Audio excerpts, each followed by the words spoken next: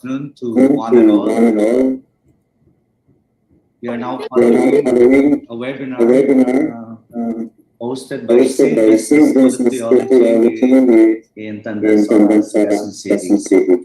Before we start, maybe just a few reminders to everyone who is stopping us in this Zoom conference, online conference. We request everyone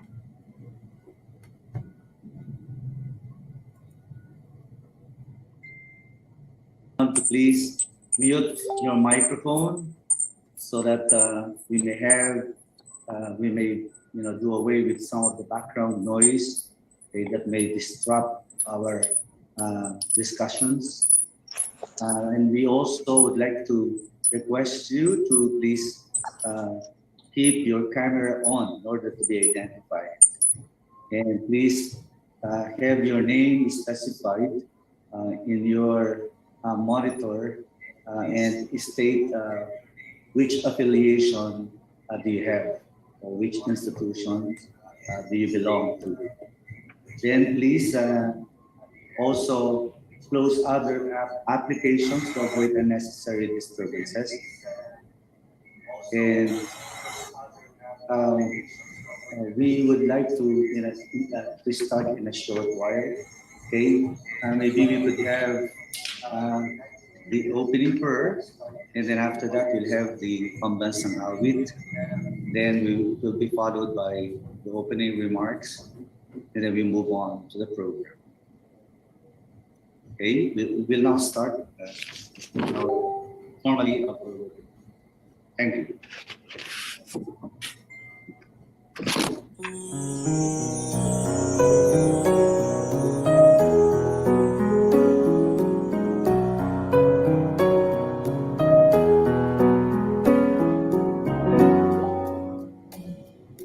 Dakilang may likha sa kalingat pangunawa, mangyari ang iyong diwa sa langit at sa lupa. Bigyan mo ng sapat ang lahat sa araw-araw, turuang magparaya gaya ng iyong gawa. Iyan niyo kami sa mga matatas pangayusin ang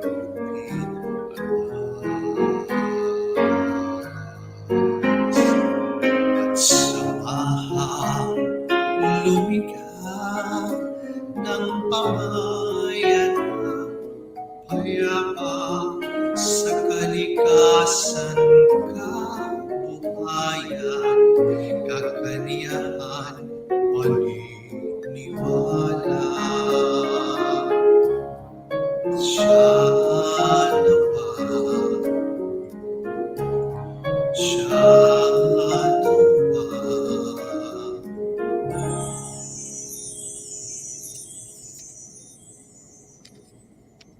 mga kababayan, ang pambansang awit ng Pilipinas. Ayaw magiliw, pero sa sinakalan, alaw ng puso, sa titik ko'y buhay.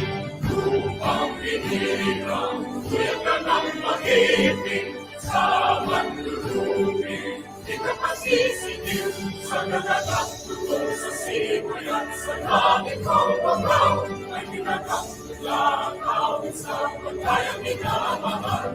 Ang isang lang patawad mo'y natupay na naghihinig, ang pituwin at karot niya kailan ang ay di matiginig. Luwan ang araw ng walaking pagsingaw, ay langit sa piling ko. Ang bigaya ng kantay mga hapit, ang mamatay ng dahil sa'yo.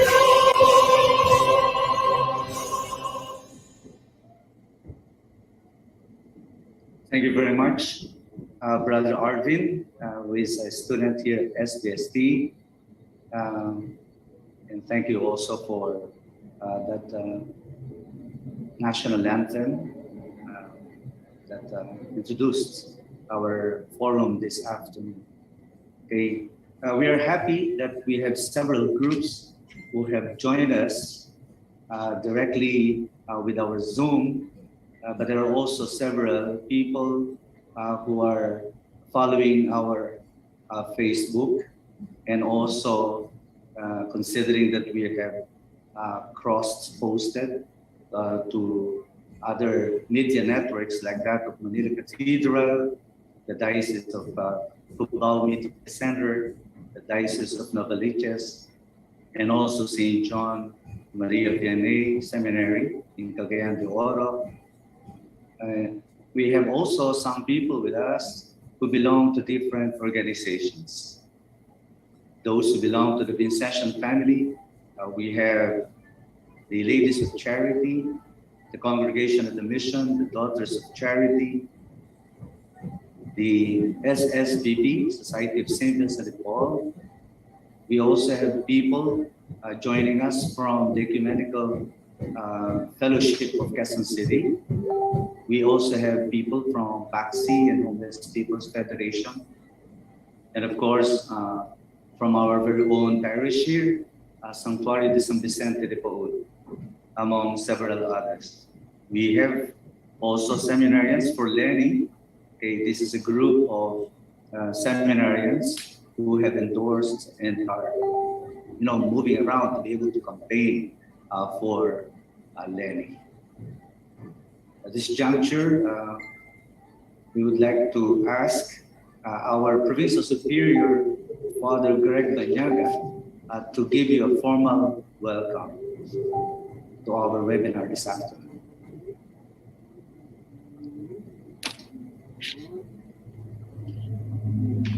Good afternoon. Welcome everyone to this forum, and I would like to congratulate SBST for once again organizing such a timely and important topic. And thank you for inviting me to give the welcome remarks. In welcoming you today, I wish to share with you some of my thoughts on the topic of endorsement. I hope you don't mind.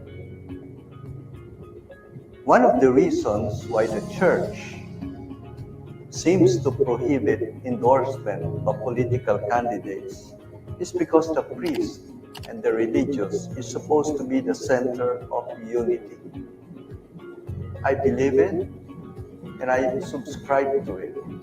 The priest is the center of unity.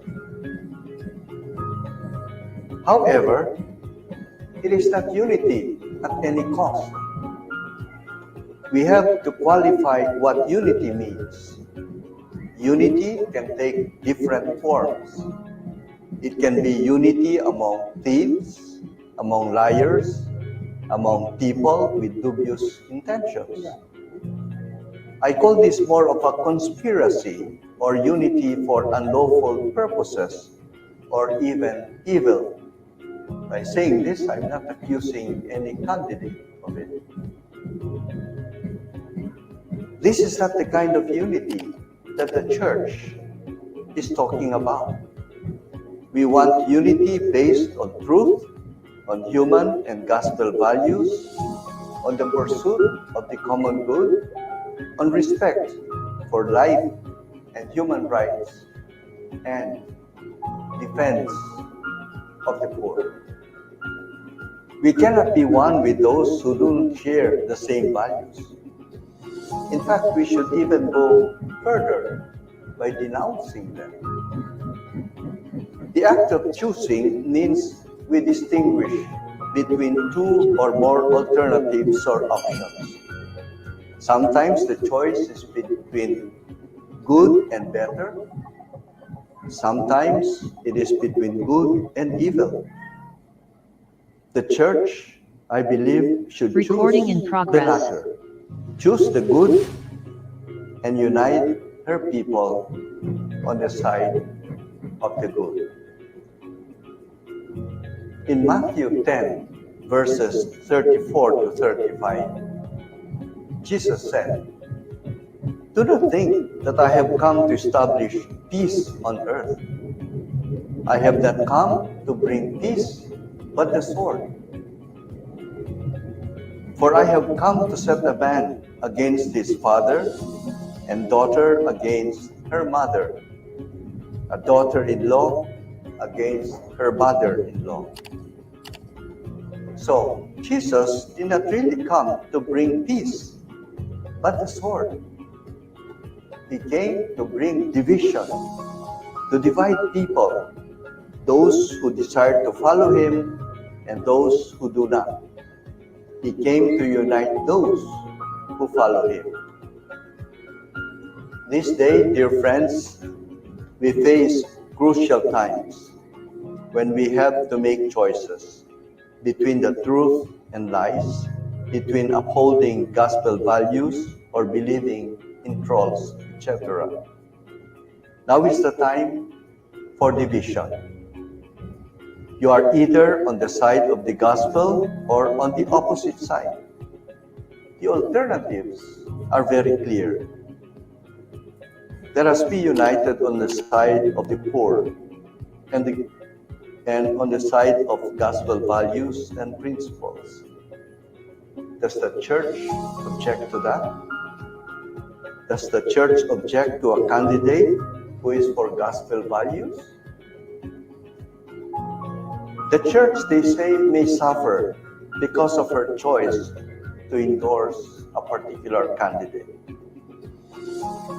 If our communal discernment has led us to this moral choice of a candidate, and some of our parishioners are offended because of our support, I say, so be it. So be it. We are on the side of the truth and of gospel values. This is not being self-righteous or being proud or condemning others as evil. It is drawing the line between those who follow the gospel and those who do not.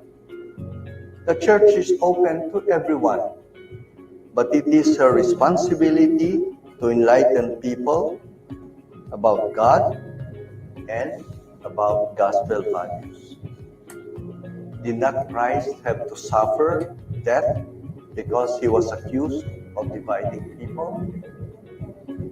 The prophets were persecuted in the same way. In fact, the church has always been historically on the side of the rich and the powerful. When we are neutral and are not partisan on the side of the truth, we are on the side of the rich and the powerful. Silence is deceptive. Silence or neutrality actually is being on the side of the rich and the powerful. We don't want to create ripples, we don't want to create problems, so we better just keep quiet.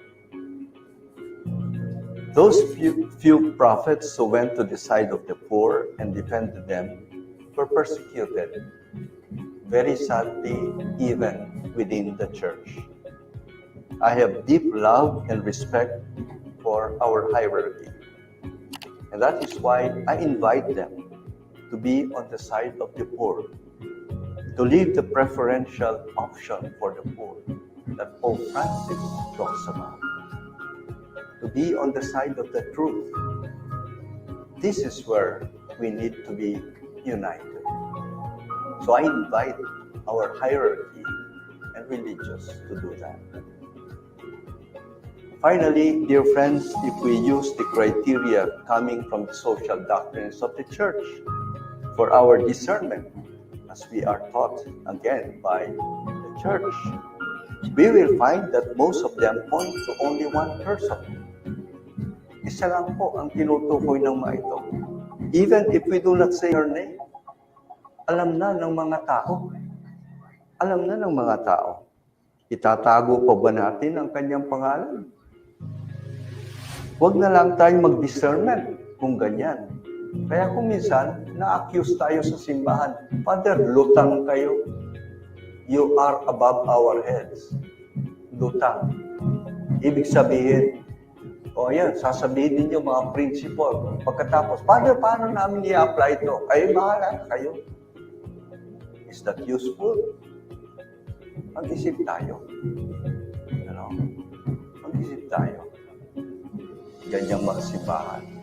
Ngayon, kung ma-persecute tayo, isn't that the way of Christ? And so, my brothers and sisters, if we have to announce the result of our discernment, we are announcing the good news. This is what I call endorsement. This is what I call endorsement. I'm just announcing the good news. I'm just announcing to you that this is the result of my discernment. Masama ba yun? Masama ba yun? Hindi ba? Dapat? And so, dear brothers and sisters, maraming salamat po. Welcome again to our forum this afternoon. I hope I whetted your appetite so that you will listen to an excellent theologian, a very respected Vincentian and speaker, Father Danny Villario. Thank you. Maraming salamat po, Father Greg, for that welcome remarks. You have already set the tone for the discussion. We understand that the upcoming election on May 2022 has, in a way, given rise to a lot of excitement, to a lot of proofs, either in favor of particular candidates or really against another candidate who has had a very bad background in the history of our country, the Philippines. Before I continue, I would again include in our welcome the students, of course, the faculty and administrators of St. Vincent's School of Theology. I heard that some people from Rappler have been invited to be able to follow us in this online conference or academic and social forum of St. Vincent's School of Theology. Okay, now may we request everyone just to pause for a while so that we may watch very short video clips to introduce our topic.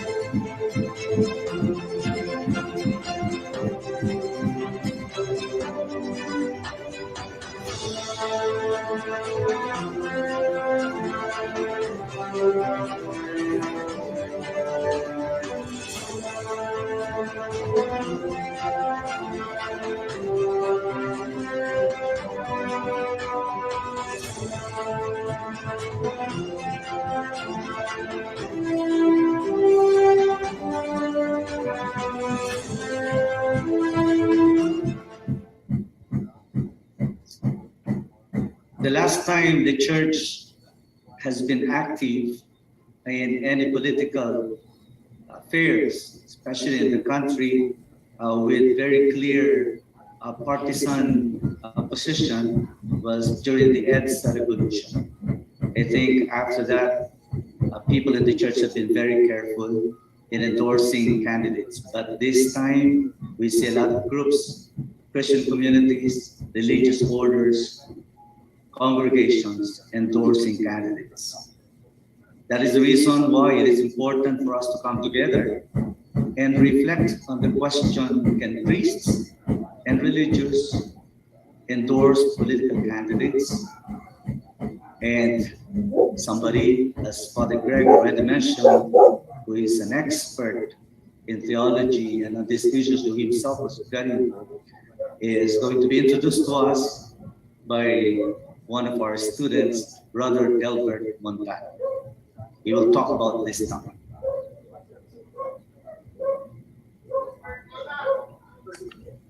Good afternoon to all of you. I am pleased to introduce our speaker for this afternoon.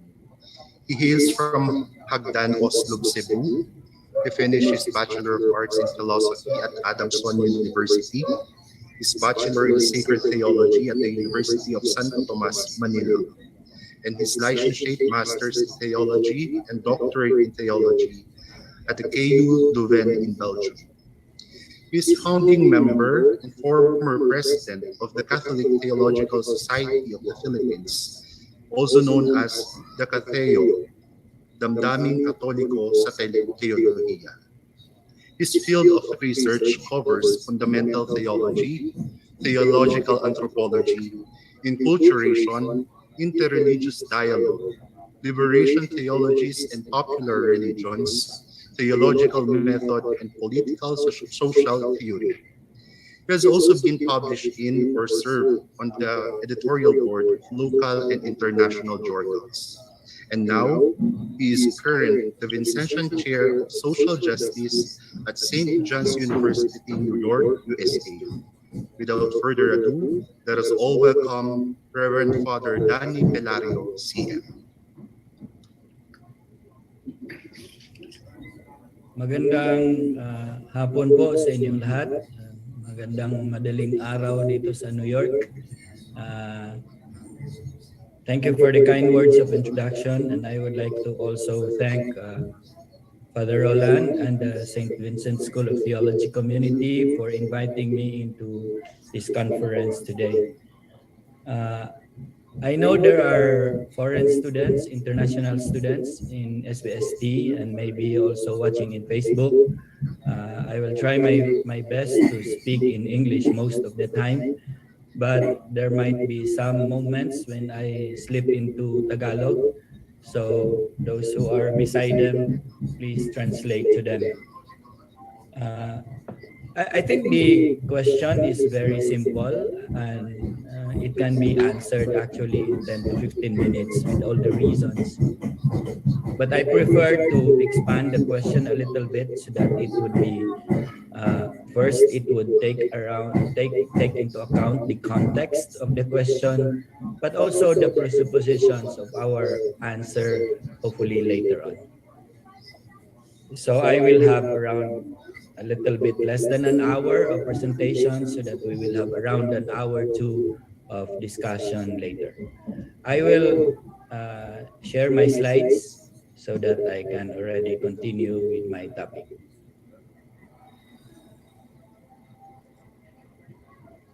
So the basic question actually is, can priests and religious endorse political candidates? This is a very hot topic at the moment. There had been a lot of debates in the social media and the mainstream media on this topic, especially after the CBCP came out with the statement, their pastoral statement on the elections. So the basic question actually, the context of the basic question is actually this. No? How do you understand this debate? For instance, there are around 500 or maybe now 600, 700 priests, sisters, and missionaries who are in fact endorsing publicly the candidacy of Leni Robredo. They call themselves PMML or Pare, Madre, Misionero, para kay Lenny. There are also small group calling themselves priests for discussion later. On the other hand, you have spokespersons of different groups and priests from different congregations who actually are objecting to it. One of them is Jerome Siciliano, who said, because nuns, priests, and bishops are voters, we cannot dictate to them who to vote for. But let the common people close and choose their candidates while priests and bishops keep their voting preferences private. Another one, when the CBCP statement came out last week, Father Roy Simagala, I think is from Cebu. He says, sorry, but the pastoral letter, uh, the truth will set you free, is causing great division among the people. The bishops may have to do some rethinking before things get worse. And there is a very hot and extensive debate in the social media on these comments. Just recently, I think 2 days ago, uh, the candidate Lenny Robredo and Kiko Pangilinan were welcomed into the Cathedral of the Diocese of Novaliches. Like some appearances in the churches in Mindanao, this is like a public endorsement of the candidacy of Lenny Robredo. So these and other things are in fact the context of our question today. The paper or the topic that I would like to deliver today are in this. If you copy this slide, this topic are discussed in all these sites. I have started to think about this even before the beginning of the campaign, but it becomes more and more read by people in different places, and there are also interviews of the same topic. If you go into these sites, the interviews are there. Number five is a very special thing because it simplifies into Tagalog language the uh, main ideas in the paper that I'm going to deliver today. This is done by Father Anton Pascual as an editorial podcast to Radio Veritas. And there are some Facebook pages from Docateo, from Franciscan Communications, and others who are in fact following this idea. Let me continue to the outline. For all of us who are into theology, the framework of See Judge Act is very familiar to us. For those who are not very familiar, actually it's a very simple way. Even people from the basic ecclesial communities are following it. No? See, judge, and act. No? To see, to analyze the situation, to judge it from the light of the faith, and to act from our own reflection. I would like to divide my topic today into these three parts. First, I would like to look at the church in the context of the politics of our time. Second, I would like to go back into the Christian prophetic task. Why are we doing this? Why do we engage ourselves into the political field? Is it safer and better for us just to stay in our convents and in our sanctuaries so that we will not be engaged and may not become a source of uh, division among our people? Number three, number four, and number five actually tackles directly the question, can the Christians, particularly the priests and the sisters, engage and endorse political candidates? So let me start with number one. Where is the church in the politics of our time? Pope Francis actually in Fratelli Tutti and in other appearances and homilies says that politics is one of the highest forms of charity because it serves the common good. So if you want to do charity, it's not just enough that you give food to the hungry, that you take care of those who are lonely. This is charity too. But engaging itself in politics and trying to create the common good together with others in society is also an act of charity. That is why, he continues, a good Catholic meddles in politics, offering the best of himself so that those who govern can govern well. All these have become very familiar and popular expressions from Pope Francis. But first, let's try to see which is the politics that we want to engage in, particularly in the context of the Philippines. I would like to give three things to describe the situation where we are in. Number one, the retreat of truth. Number two, the retreat of democracy. And number three, the retreat of compassion. Let me start with number one, the retreat of truth. It's a little bit worrisome that Thinking Pinoy and the other influencers, for instance, have a million or more than a million following. People are into TikTok, Twitter, Instagram, Facebook Live, and this becomes the source of their truth. Most often, the truths that we are talking about are distorted truths there to revise history, but also to promote hate. Hindi mo may imagine yung pagmumura na nakikita sa mga influencers ng mga area na ito.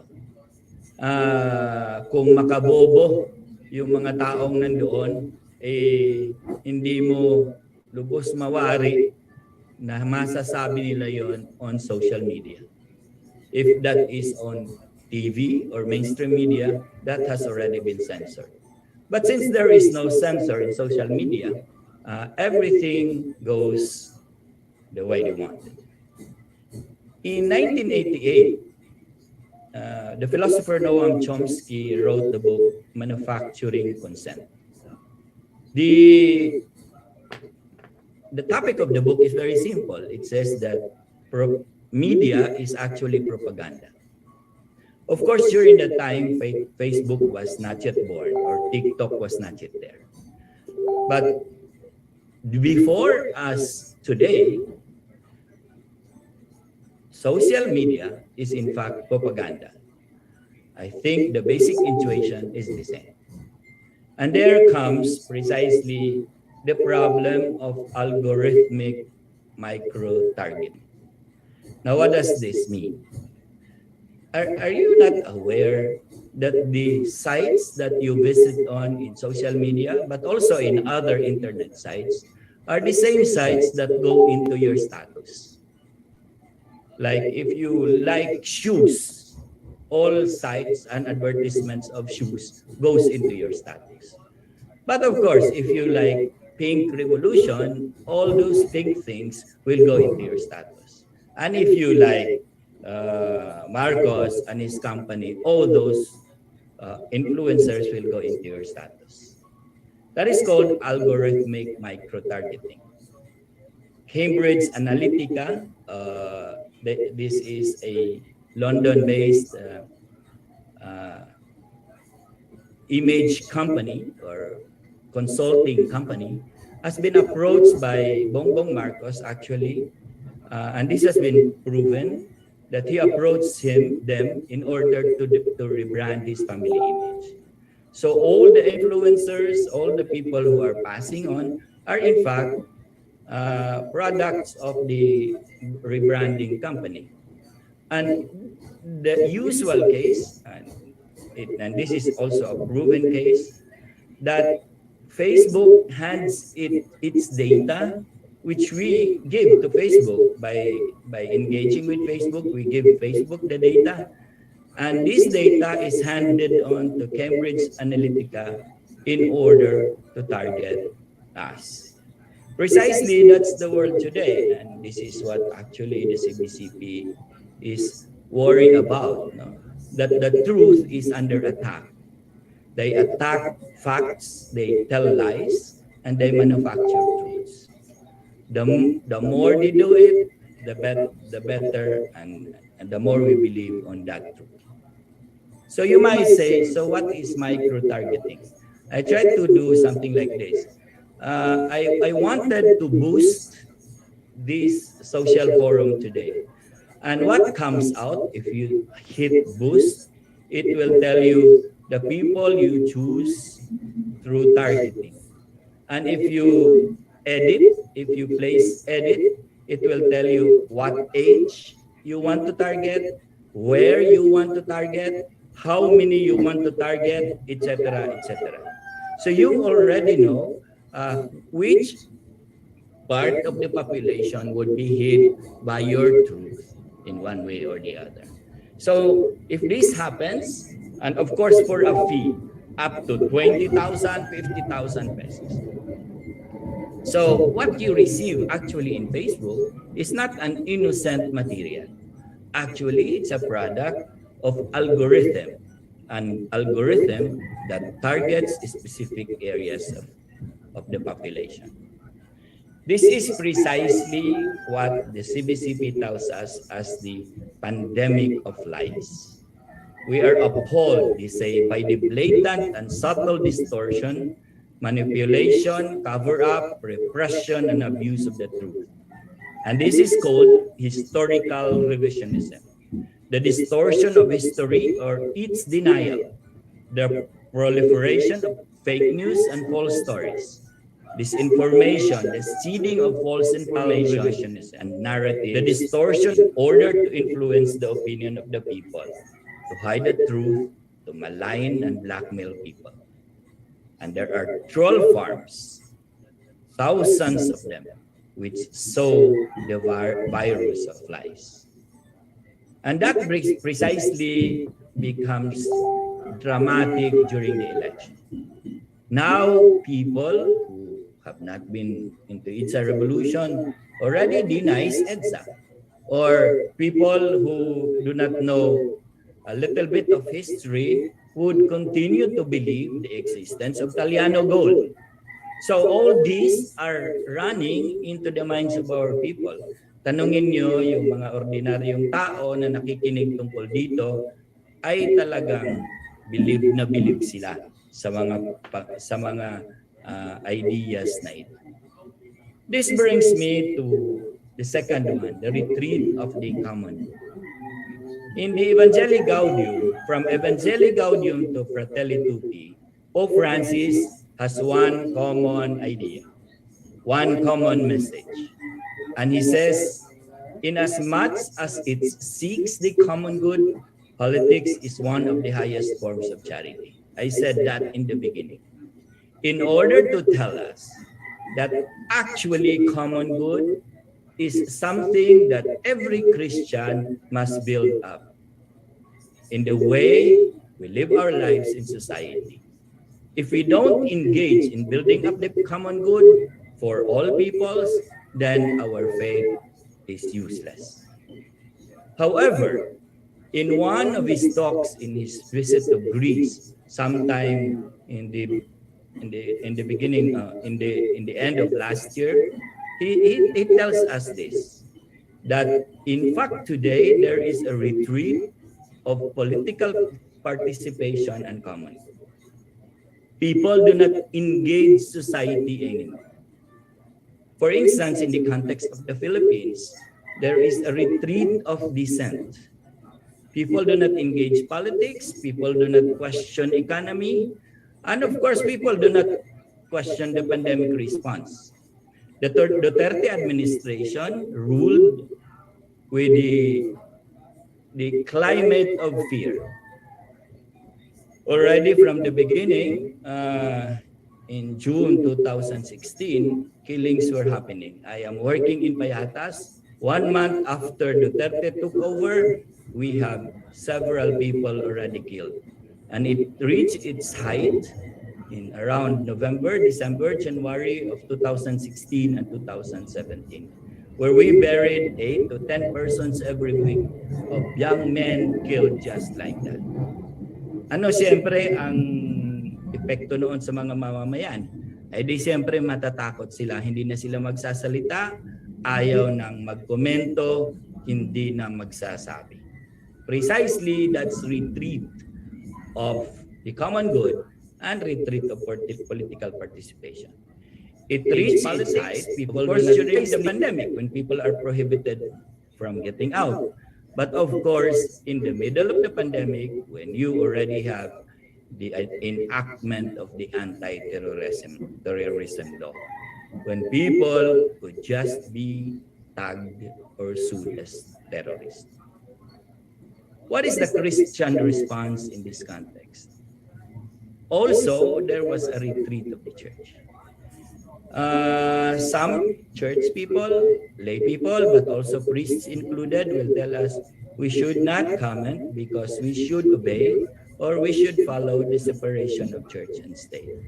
I will explain that later on, but separation of church and state became an easy excuse, an escape for not engaging the common good. The only, supposed to be, our only resource to engage in common good is the Catholic social teaching. But even then, the Catholic social teaching does not, in one way or the other, exercise its role in our prophetic task. One time, even before Duterte, I made a little bit of a research. I examined the curriculum of seminaries, for instance, in the Philippines. And I discovered that in most of the seminaries, Catholic social teachings is at least 3 units. Some seminaries do not even say that. They have Catholic social teaching as a course, at most 6 units. That is why, if our priests are not trained into the Catholic social teaching, you would also expect that less of this would come out in their homilies, unless the faithful would hear about it. I also looked into some curriculum of Catholic schools, and Catholic schools have CST only at the end, a little bit of it. If there are 12 units, maybe the last 3 units, but it's not everything there. At kung may bagyo at umulan at hindi matapos yung lesson, siyempre, TY na lang yung CST na yan. That is why when extrajudicial killing came, our people have no resource what to say as Christians in the context of that phenomenon in society. Kaya tumahimik na lang ang mga tao dahil sinabi naman nila ay tayo ay dapat huwag magkomento sa bagay ng politika. The third point is the retreat of compassion. Because of that, fear also enveloped the church during the pandemic. So the government protocol would say stay at home. Actually, it has become an easy excuse for people, Christians, priests, and sisters alike, to stay at home. Never mind if our parishioners were dying because of extrajudicial killings. No one dared to protest, and no one dared to actually be of help to the victims. Never mind if people are dying of COVID-19 and there was no one to give them the consolation of the last sacraments. The church is closed, and we should stay at home. Never mind if thousands were hungry and they had nowhere to go. This is what Pope Francis calls the functional retreat of the priest and the Levite. It is a retreat to maintain the status quo where people are left and victims are left to their prey. This brings me, in a second point, to the challenge. If this is what's happening, what is the challenge for the Christian? And this brings me to the topic of Christian prophetic task. This is not just today. This has a long history in the Christian tradition. In our history of theology, the Christian prophetic task actually starts with the prophets of the Old Testament. And the role of the prophets of the Old Testament is to speak truth to power. Prophets in the Old Testament are there in order to call the kings into question, in order to challenge the kings and the way they bring power out to society. Do you remember the case of Nathan? Nathan was the one who anointed David. But Nathan was also the one who confronted David with what he did to Bathsheba and her husband. You have heard of the story. And at the end of that story in 2 Samuel, Nathan says, David, you are the man. So prophets were not afraid of kings. In fact, they put the kings into question. It's the same thing with Ezekiel. And Ezekiel was more direct. And he said, you have profaned me among my people for handfuls of barley and pieces of bread. Pinagbibili mo ako sa aking bayan sa isang maliit na tinapay, putting deaf persons who should not die and keeping alive persons who should not live. You by your lies to my people who listen to lies. Actually, Ezekiel was describing a country which listens to lies and which forgets people who have killed and upholds people who should not be there. This speaks to us today. Of course, the prophets are also prophets to their own faith and to their own church and religious leaders. So Amos, for instance, in chapter 5 says, I spurn your feasts. I don't like your liturgies. I take no pleasure in your solemnities. Your cereal offerings I will not accept. The way you decorate your churches and your chalices, and not away with your noisy songs. But if you would offer me holocausts, then let justice surge like water. The point of the prophets are simple.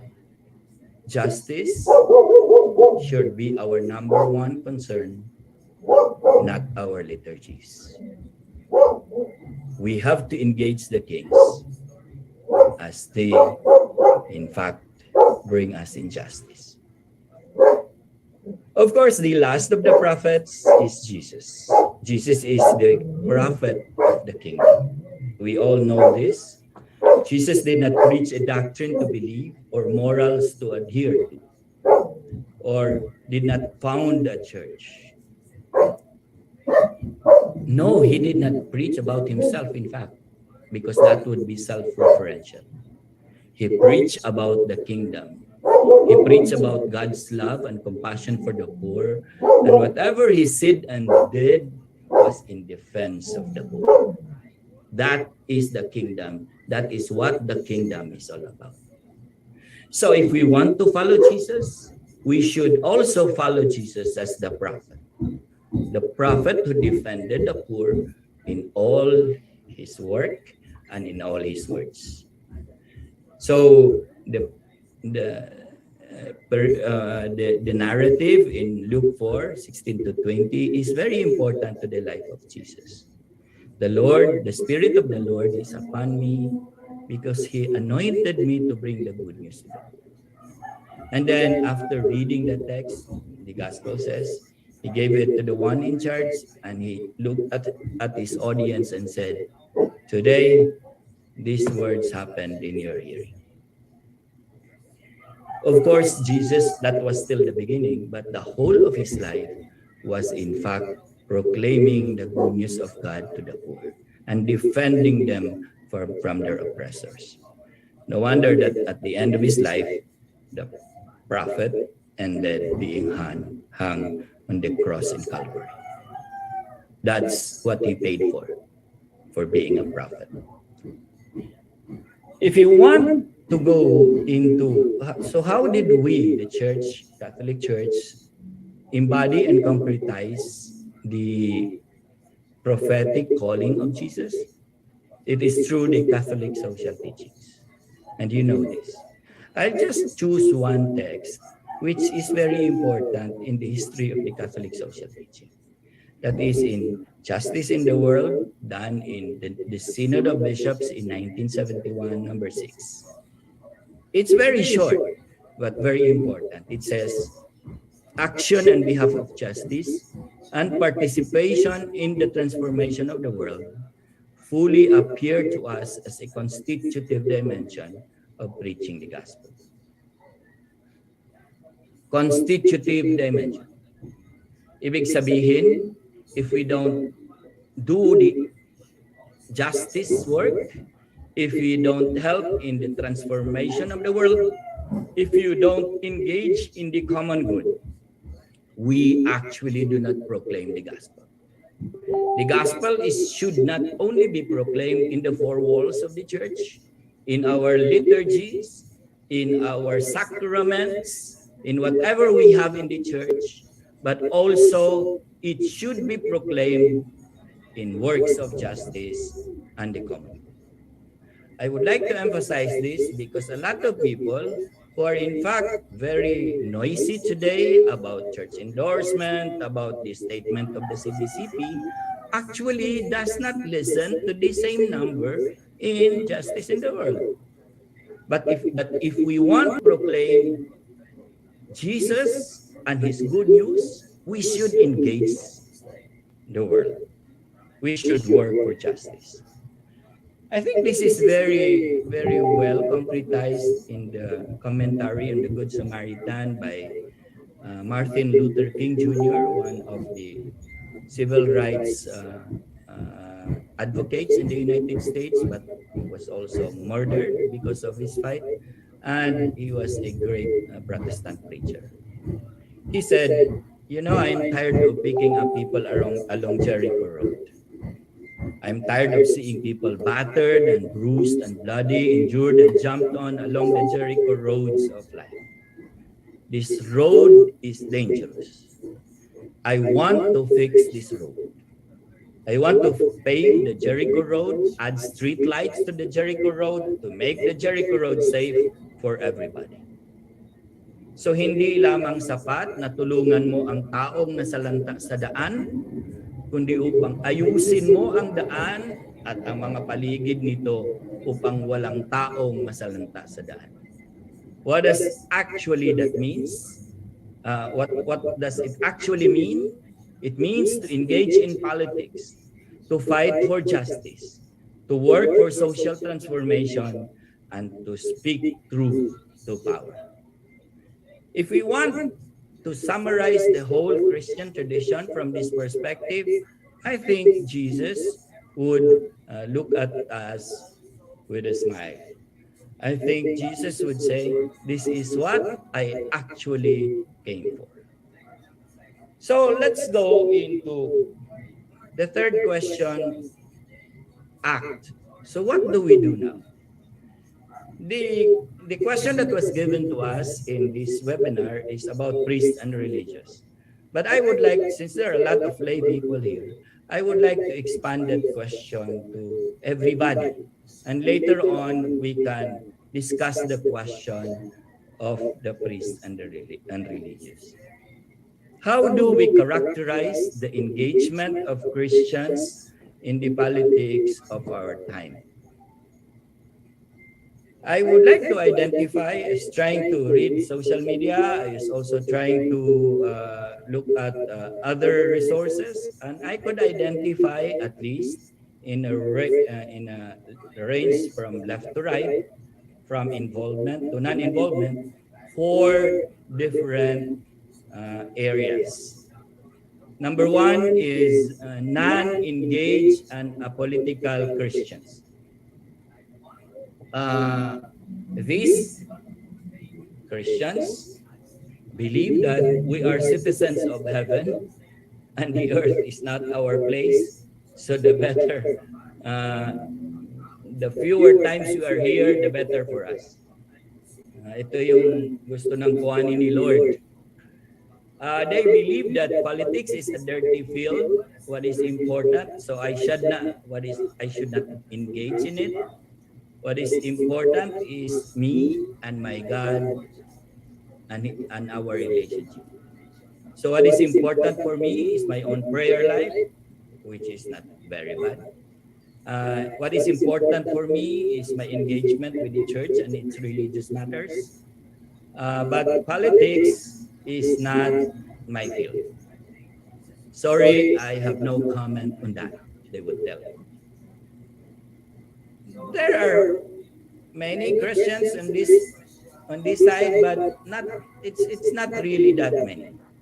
The next one, I think there will be more on number 2, neutral Christians. And neutral Christians are those who say, my political preference is personal. The quotation I quoted in the beginning of this conference is, let your political choice be your personal choice and keep it to yourself. But outside, these people will say, no, I should not engage everybody because there is a separation between church and state. The church has its own rules, the state has its own rules. And this is the same persons who will actually tell you, respect my opinion. Okay?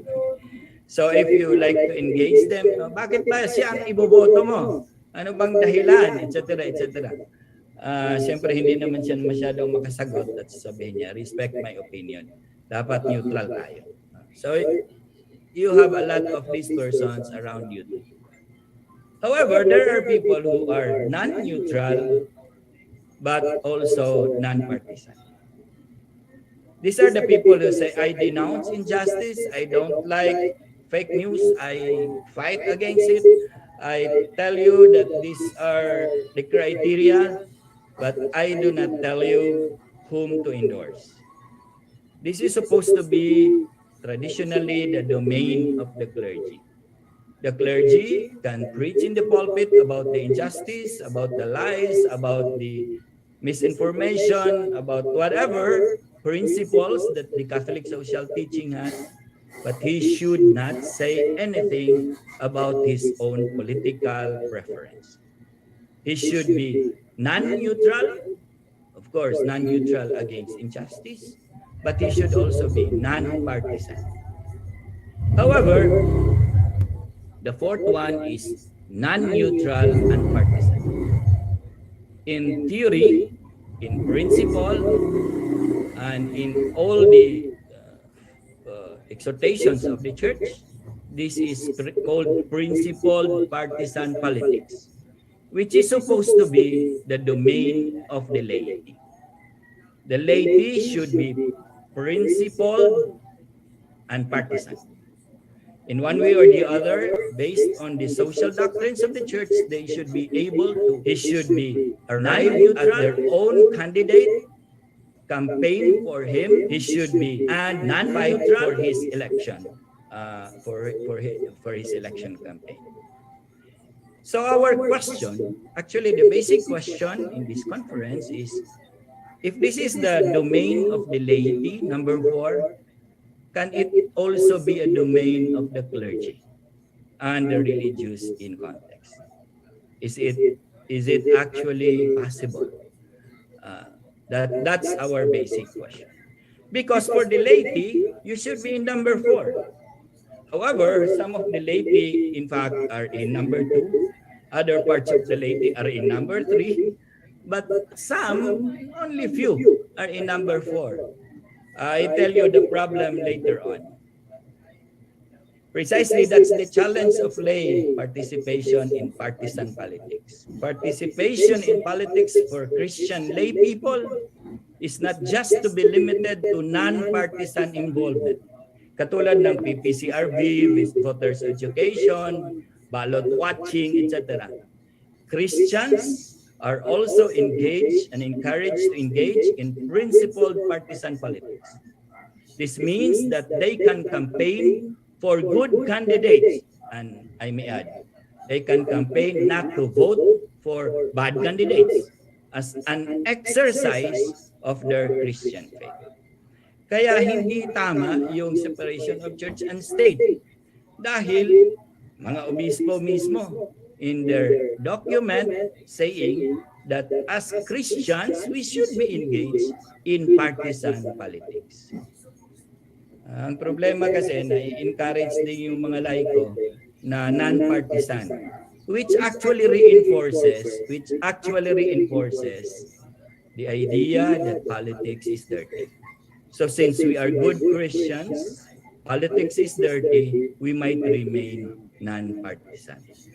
No, the bishops are telling us precisely that you are good Christians, you should be partisan.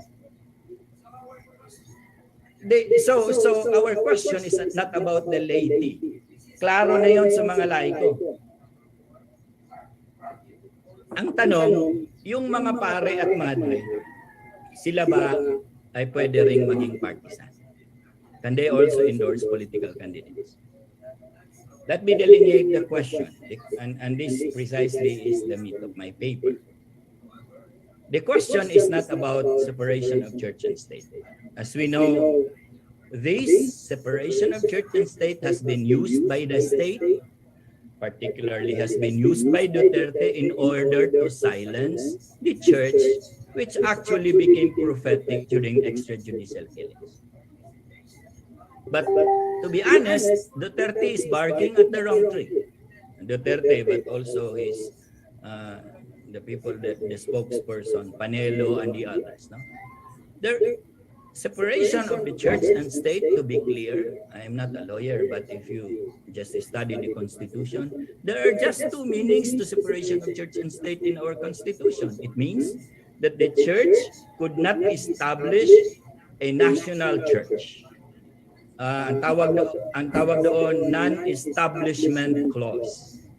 That the church, like times, that the church could not establish, for instance, Catholicism as the national church and it will fund this church. That is prohibited by the Constitution. Second, that the church should assure that all peoples have a free exercise of their own religion. So, free exercise clause. Ang tanong, sino ba ang magkakasala doon sa separation of the church and state?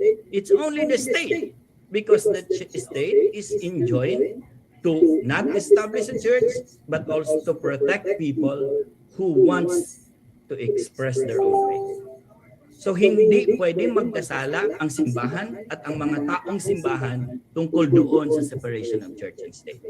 So mula ngayon, hindi na natin gagamitin yan. Hindi po pwedeng i-blame ang simbahan for not respecting that separation. That's barking at the wrong tree. Number two, the question is not about denunciation of injustice. I already mentioned the Synod of Bishops 1971. If the work of justice is part of preaching the gospel, this should be protected by the state under the free exercise clause. If we want to preach justice, if we want to condemn injustice, we can do it in the pulpit. Where else? Where else will the church preach the good news but in the pulpit? So, that is not the question. The other thing, it's also not the question of priests running for public office. Canon Law 285 says that clerics are forbidden to assume public offices which entail a participation in the exercise of civil power. Actually, the state does not mind if a priest runs for a public office, if he wants to become a mayor, a senator, a president, whatever, because a priest or a sister is a citizen of the Philippines. He can do that as part of his right as a citizen. But of course, it's a prohibition by the church. Our own canon law says we could not assume public office. Which means if you want to run for public office, then you have to relinquish or you have to be suspended of your ministerial rights. Hindi ka na maging parish priest. at hindi ka na pwedeng ma-assign sa iyong parokya. That we are not talking about that. In fact, somewhere in the last statement of the bishops in that they have released last week, they said, "We have no ambition of appropriating for ourselves your distinct role as laity in the just ordering of society, nor do we intend to usurp the role of the government."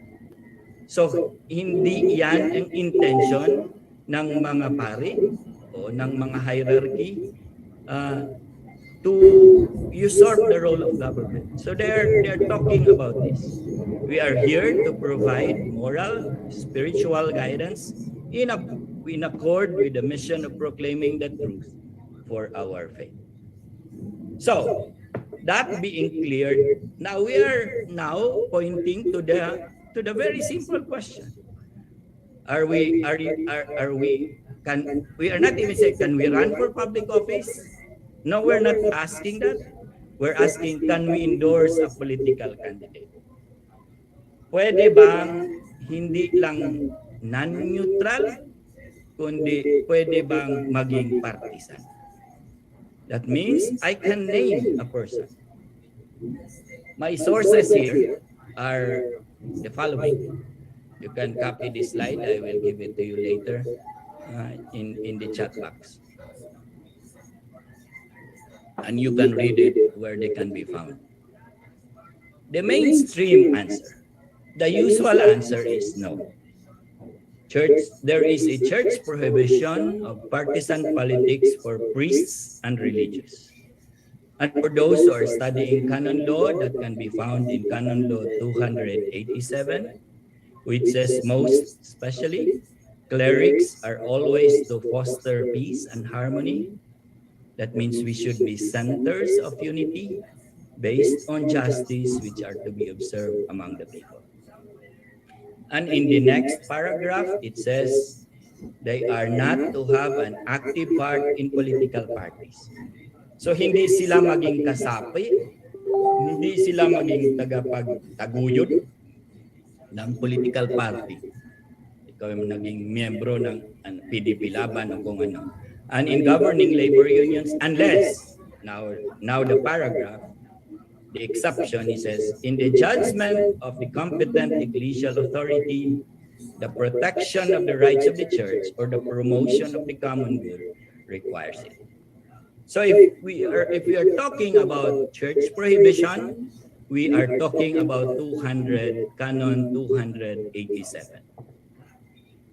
Let me try to explain this in three parts. Number one, the role of the clergy is to foster peace and harmony based on justice. 287 tells us of the exception, unless the protection of the rights of the church or the promotion of the common good is at stake. Now, question. In the context of the rampant killings, in martial law, but also in the Duterte's war on drugs and hunt for the communists, so-called, in the blatant corruption in martial law and the plunder that was done by the Marcos regime, and the problem of corruption during the pandemic, and the state defense of these acts. Is this an assault to the common good? This precisely is the very problem. I'm just mentioning two examples. This precisely is the many reasons why priests, sisters, and some bishops actually endorse political candidates. In their political discernment, they have thought that this, in fact, amounts to the exception that the canon law requires. In fact, the canon law tells us that we should be centers of unity, of peace and harmony. Tama din naman yon. Halimbawa, sa isang parokya, ako ay parish priest, yung aking lay minister ay tumatakbo ng mayor, yung aking Knights of Columbus naman, tumatakbo sa kabilang party. Eh di, kung ako ay mag-endorse ng isa, di mag-aaway kami lahat sa parokya. That might not amount to that exception. But in the context of the national situation, people say, no, the peace and harmony should be based on justice. And if there is no justice, if people are lured into lies, if people are targeted, then we have to say, uh, to take partisan side. The Directory and Ministry of the Life of Priests, issued by the Vatican in 2013, says, we should be centers of unity because Jesus, in fact, refused to be hailed as king, and quoting John 6:15. But that's a lopsided quotation of the scriptures, because Luke 4:16 to 20, which we have quoted earlier, is also an act of following Jesus. So if we follow Jesus, we should be centers of unity. But that unity should not just be the unity that erases injustice. It should be the unity based on justice.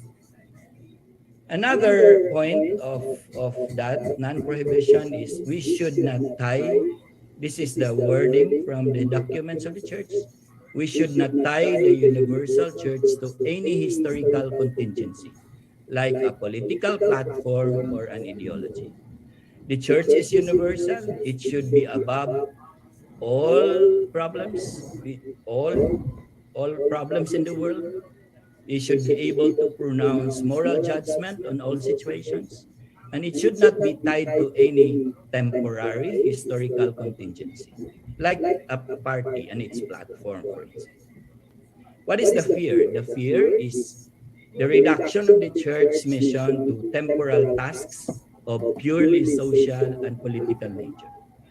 You can, of course, quote Pope John Paul II, Pope Benedict, etc., on this same idea. But my point in this problem, on this issue, is this.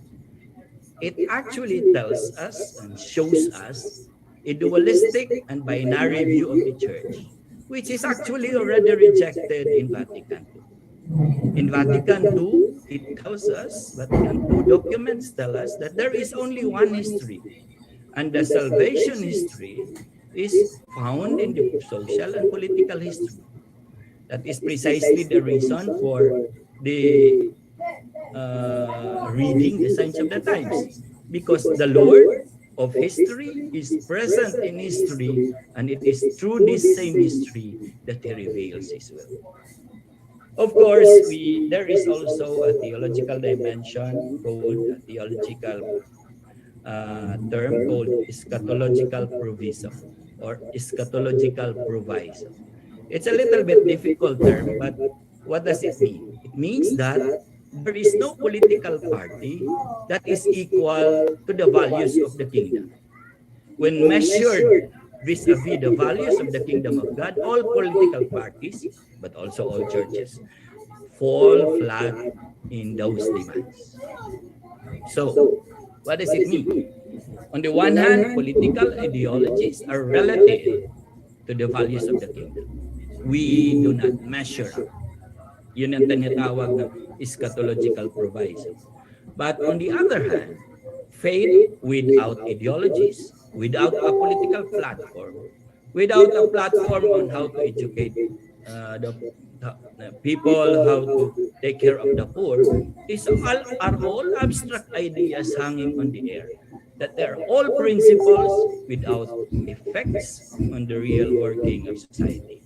Yung faith without ideologies is dead is actually a quotation from Juan Luis II, who is a prominent theologian of the church.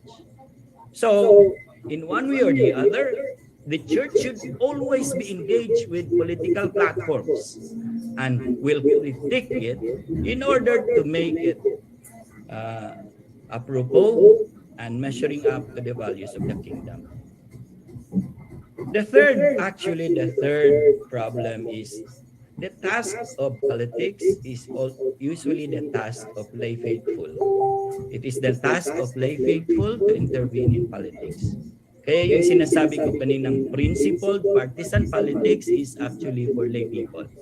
That's CBCP 2009. That is also present in Vatican II. Vatican II talks about respecting the different competencies in the church. That's in Gaudium et Spes. Since lay people are into economics, are into law, are into politics, they have the competencies to run political affairs. And the clergy, if there are lay people who are into it, the clergy should be able to foster that and respect that. However, this is the tragedy of the Philippine church. Most of the laity, those who are actively involved in our church, tawag natin sa kanila ay mga taong simbahan, are also non-partisans. Like the priests have formed them into an image of themselves. They were not trained how to move about principled partisan participation in politics. In this curious division of political labor, according to the documents, priests shall pass moral judgment on the political field, and the laity are to engage in actual politics. So yung mga pare at mga madre, sila yung taga-judge na ganito dapat, at yung mga laiko naman, sila yung taga-gawa o paano natin gagawin yung dapat. However, PCP2 tells us that this is actually not a rigid distinction, this curious division of political labor. This is a little bit long quotation, but I would like to read it because this is actually what PCP2 tells us about that non-rigidity. According to PCP2, the distinction between moral principles governing politics on the one hand and partisan politics on the other is not always clear-cut in real life, that they sometimes become inextricably linked. And as when the bare enunciating of moral principles becomes, because of circumstances in actuality, an act of partisan politics. Yan yung nangyayari ngayon sa CBCP statement. Actually, the CBCP statement does not mention any name. Actually, it does not say that we have to support this party. So in short, that statement, the bishops argue that this is, their statement should sound this way. But because of circumstances today, that statement has been described and judged and condemned as partisan by a lot of sectors in society. So, PCP2 already, 344 continues. Politics, like all human activities, must be exercised always in the light of faith to the gospel and the requirements of the gospel in regard to human dignity, justice, charity, common good. Cannot be sacrificed. That's the principle, that it should be the judgment on the common good. It cannot be sacrificed on the flimsy pretext that the church does not engage in politics. So concretely, this means that both clergy and laity must be involved in the area of politics when moral and gospel values are at stake. Let me now say what is the position of this paper in 4 parts. Without justice, the peace and harmony the clergy is tasked to preserve is nothing but concealed violence and hostility. That is according to the canon law. When we agreed that thousands were killed, disappeared, and tortured during martial law and in the war on drugs, and these killings are perpetrated by state authorities, when we agreed that plunder and corruption was so blatant and obvious at the expense of people's lives, in the plunder done during the martial law and the corruption during the pandemic, common good requires that we stand up against these atrocious crimes. Canon Law 287. In this context, priests and religious can take an active role in political parties. We're not in fact, that is what canon law says. But we're not actually joining the party that we want to say. We're not joining a specific party. We're not active in that role. We just want what we ask is, in fact, not that. Can we endorse, not join a political party? But canon law tells us that we can actually do. Promote efforts against candidates being voted in and endorse others who can protect us from allowing such atrocities to happen again.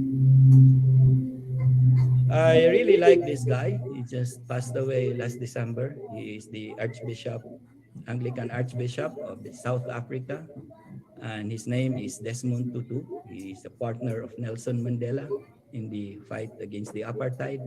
He says, if you are neutral in situations of justice, you have chosen the side of the oppressor. And if an elephant has its foot on the tail of a mouse and you say that you are neutral, the mouse will not appreciate your neutrality.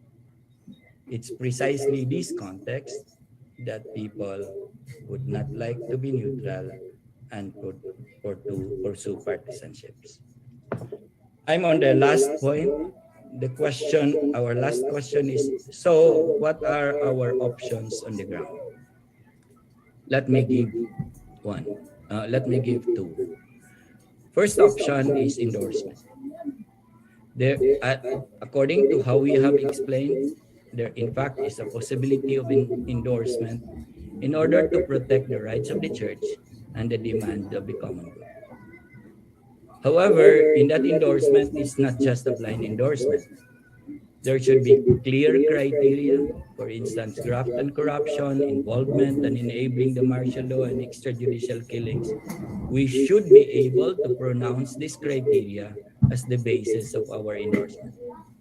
Number three, a continual criticism and demand for accountability based on the spirit of eschatological proviso.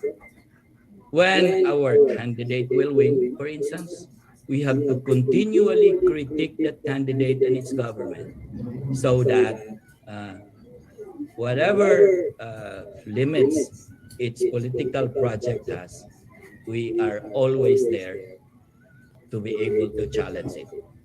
Like prophets vis-a-vis the king of the Old Testament.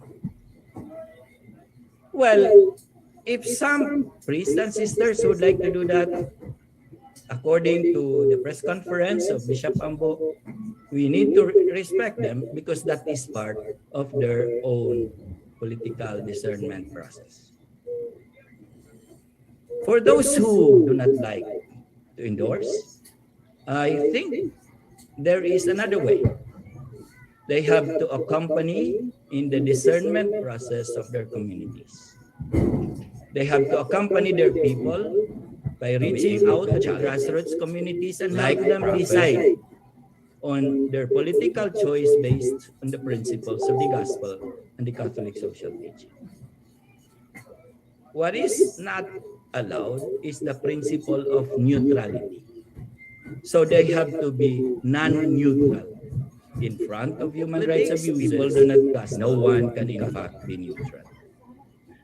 Number three, they can of course opt for this too. They can share their own personal discernment, not publicly, but to several people in their networks who will ask them, in order to show how actual discernment process happens in our own lives as priests and religious, and to encourage others to do the same. Parang sasabihin mo sa mga kaibigan mo, actually, ito talaga yung iboboto ko. Kasi ito yung mga dahilan, number 1, number 2, number 3, number 4. Ngayon, ikaw gumawa ka rin ng sarili mong desisyon. In the context of that accompaniment, you are actually listening to the sense of faith, what is called sensus fidei in the church community towards a mature synodal church. Now we're talking about criteria. There are a lot of criteria now which you can adapt. Halimbawa, I think this is NASA. NASA talks about the laser-guided discernment process. So, para madali, laser ang kanila. lifestyle, action, supporters, election conduct, and reputation. Bishop Lidesma of Cagayan de Oro talks about 5 C's. Tinagalog yata nila ito, naging 5 K's. Conscience, competence, compassion, companions, and commitment. PPCRB has these 4 values, maka-Diyos, makatao, makakalikasan. Let me just share with you the criteria from the CST which the Vincentian community has followed. Actually, 4 lang yun sa amin. Life and dignity, integrity and accountability, environment and territorial integrity, and empowerment of the poor. Let me just read. I'll not take long because actually this is self-explanatory. Respect for life and human dignity. We reject candidates who promoted, enabled, and implemented extrajudicial killings during the martial law age of Marcos and the war on drugs against Duterte. So anybody who is enabler of Marcos, and there are many of them in the slates now, anybody who is an enabler of Duterte, no matter how much they refashion themselves and their image during the election, is disqualified in our case. Isko Moreno has been a rabid supporter of Duterte. Even Soto, Manny Pacquiao, for instance. So all these, buti na lang hindi tumakbo si Bongo, all these actually are disqualified on the pretext of life and the dignity of life. For me, that thou shalt not kill is an absolute command. Anybody who does a fist bump and a clap when the 30 were killing the drug addicts and the communists is not worth my vote. We support candidates, of course, who uphold and defend the human dignity and the right to life for the victims. Second is integrity and accountability. We reject candidates who have been dishonest, convicted of a crime, and there are many of them. Naglipa na yan, lalong-lalo na sa isang party, and accused of graft and corruption. We support candidates who evince integrity in their personal lives, personal witness, and demonstrate determination towards transparency and accountability in public service. Ano yung programa nila para wala ng mandaraya at mabawasan ang mga mandarambong? Yan ang question doon. Number 4, care for environment and territorial integrity. We reject candidates who have no clear stand on other countries' inclusion into our islands and economy, China, for instance. And we support candidates who prefer attainable and sustainable programs to stand for our territorial integrity, protect indigenous peoples, and respond to the effect of climate change. And lastly, empowerment of people at the margins. We reject candidates who belong to political dynasties and practice patronage politics, whose help for the poor are actually up to the time of the election. Yung mga nagmumulmud lang ng pera dyan, wala naman talagang programa para sa may hirap na totoo. And we support candidates who show good track records in empowering the underprivileged and present clear platforms for employment, education, health, housing, and sustenance in the structure of the economy. Because based on this Vincentian and Christian criteria, the Vincentian family has endorsed the candidacy of Lene Robredo and Kiko Pangilinan based on the basis of these criteria. The first statement is the statement of the leaders of the Vincentian community, priests, sisters, and laity. The second statement is the statement of the Daughters of Charity. And last statement is the statement of the Congregation of the Mission, or the Vincentian Fathers and Brothers. This is our last consideration and very important consideration. By coming out with our congregational and community endorsement after our own prayerful discernment, we do not like to dictate on the faithful their own choice of candidates. Marami kasing nagsasabi, bakit kayo nag-i-endorse? Kami magde-decide, kayo pa rin po ang magde-decide. Our sharing this to people who know us is to show that our discernment could not remain in the level of principles. They have concrete consequences to our political choices and the way we want our society to be run. But this is also an encouragement to all of our friends to do the same honest discernment as individuals and as communities using the same criteria. This is my last slide, actually. This is from the statement of the CBCP issued last week.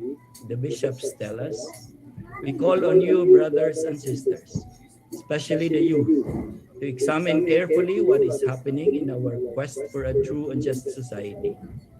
Engage in dialogue and discernment. Listen to your conscience. Be the ones to decide. We trust in your capacity to discern what is true and good. We all seek the common good, and in the light of the gospel of Jesus, let us follow the path of truth, goodness, justice, and peace, not the path of violence, vengeance, or evil. Maraming salamat at magandang hapon po sa inyo. Wow. Thank you very much, Father Danny, for that very comprehensive, well-argued, and carefully thought of response to the question that we're all confronted this afternoon. Yeah, you have given us the biblical foundation and also your references to the Catholic social tradition. Make sure answer very much into the discourse of Judeo-Christian tradition in a way completely becoming relevant in the questions of our times this day. I'm sure Father Danny must have convinced us even more with our own response to the question, but he may also have triggered some to come up with critical questions, or we just have to want to ask clarificatory questions. We will do that after a short pause, during which we will listen to an important video presentation. Thank you.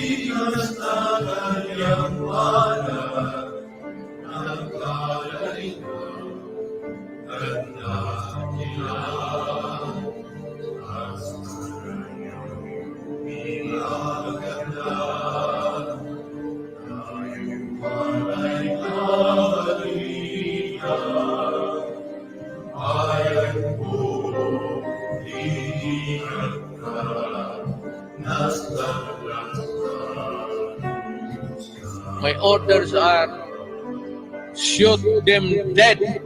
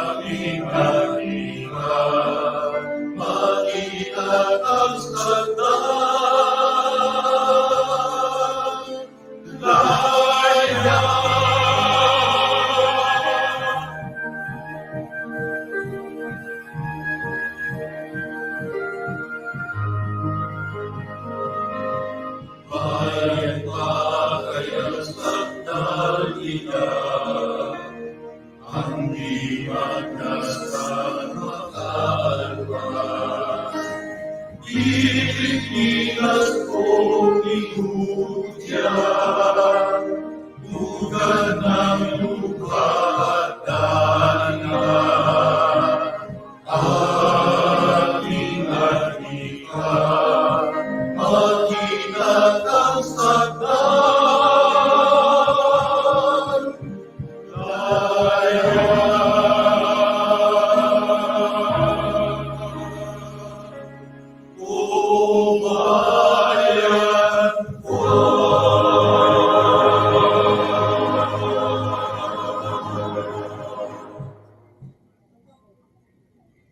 Thank you very much for that very moving video presentation. That was produced by the Archdiocese of Lingayen de Butuan under Bishop Sok Villiers.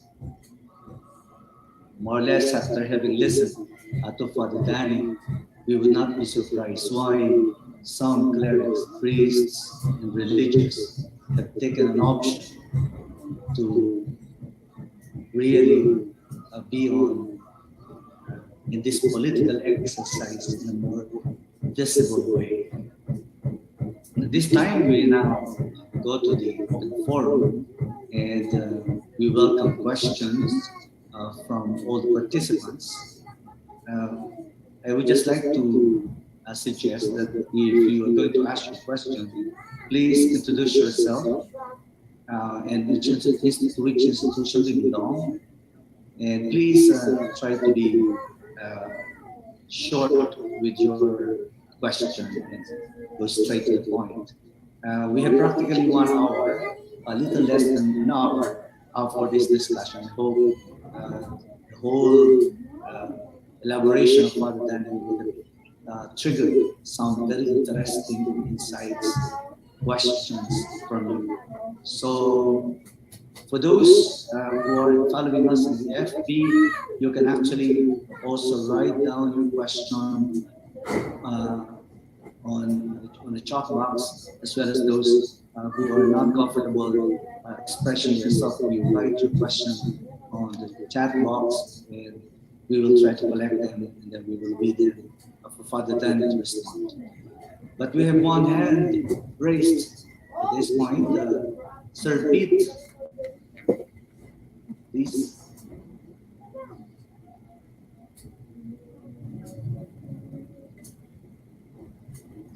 Please, Sir Pete, you're still muted. Please unmute. No, the host muted. Host. The host.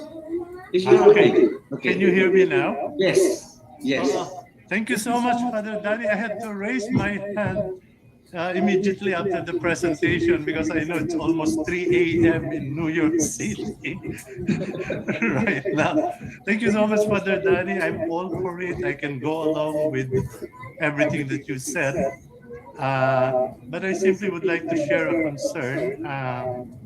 Perhaps you can leave us, even in general terms, a few reminders that our support, and let me call a spade, that our support for BP Lenny, for example, is not a license on the part of the Christian community to exact a payback or demand a trade-off.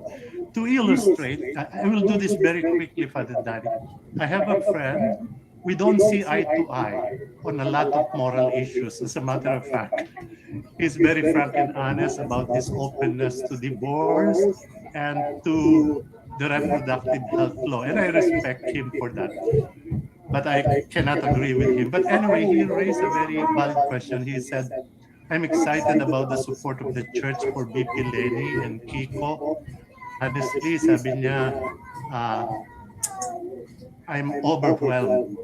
But then I'm a little afraid. What if BP Lenny makes it to the presidency and some of us might think of our support for her as a license to, exact a payback or demand a trade-off. So perhaps, Father Dali, even in general terms, a few reminders so that we won't look upon this support as a license to exact a payback from PPLN. Thank you so much, Father Roland, Father Dali. Sir Pete is actually one of the professors here at St. Vincent's School of Theology. Thank you very much for that question, Sir. Father Salamat, Dali. salamat Pete sa tanong. I was listening to the speeches of Lenny when she won as Vice President, 2016. And the first thing that she did is to call all her donors. And she told her donors, you cannot expect anything from me. So please don't come to my office in order to gain a favor because you will not get it. And she said, actually no one come to her office. I think this is a reminder for the Catholic Church. It's not because we're supporting her. We're not supporting her because we're supporting just her. We are supporting her because we're fighting for justice. And if justice is again violated in her term, according to the eschatological proviso, which is very difficult term. But anyway, we should engage again as prophets in the streets. Medyo matanda na rin tayo. Nagrarally na tayo panahon ni Marcos. Nagrarally na panahon ni Erap. Nagrarally panahon ni Digong. Hanggang mamatay, magrarally na lang tayo hanggang ang lipunan ay hindi talaga nakikita ang kaharian ng Diyos. I am resigned to that fact.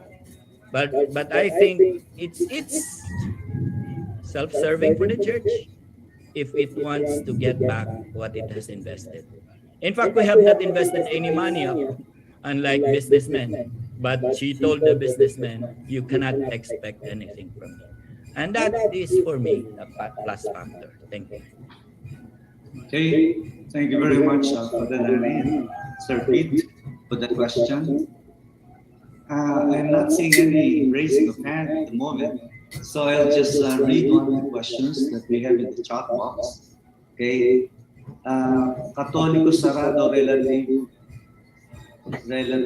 quoted to me the biblical verse, give unto Caesar what is for Caesar, and to God what is due to God, or something like that. How do you interpret this, Father? Salamat sa tanong. Galing yata yan kay Beth. Salamat sa tanong. Salamat sa tanong, Beth. Magandang sagutin yan kasi yan yung ginagamit na verse para pang support sa separation of church and state. Siyempre, yung mga tao ay hindi naman ang mga tao nag-aaral ng scriptures. I think we have scripture scholars here in the audience. I think they would know more than me. Pero simple lang siguro ang sagot dyan. Tama din naman, ibigay kay Cesar ang para kay Cesar at ibigay sa Diyos ang para sa Diyos. So yung tax na yan, that's the context of the verse. Tax na yan, di mag-alay ka ng tax. Pero ibigay sa Diyos ang para sa Diyos. Pero sa totoo lang, lahat ay para sa Diyos. Lahat ay para sa Diyos dahil si Cesar ay under ng Diyos. Diba? Hindi yan division, hindi yan separation of church and state. It is actually not about it. If we respect, ang ibig sabihin nito ganito. If we respect political authority, it's just right that we respect political authority. But since political authority is under God, political authority should exhibit the values of God. And if the political authority does not exhibit the values of the kingdom, we can in fact protest against political authority. So yung political authority hindi yan siya absolute. Na parang hayaan mo na lang yung politika na mamayagpag diyan kahit namamatay ng mga tao at tayo naman ay nag-aalay lang para sa Diyos. Precisely that's a dualistic spirituality that we are trying to critique in what I call the binary separation between church and state.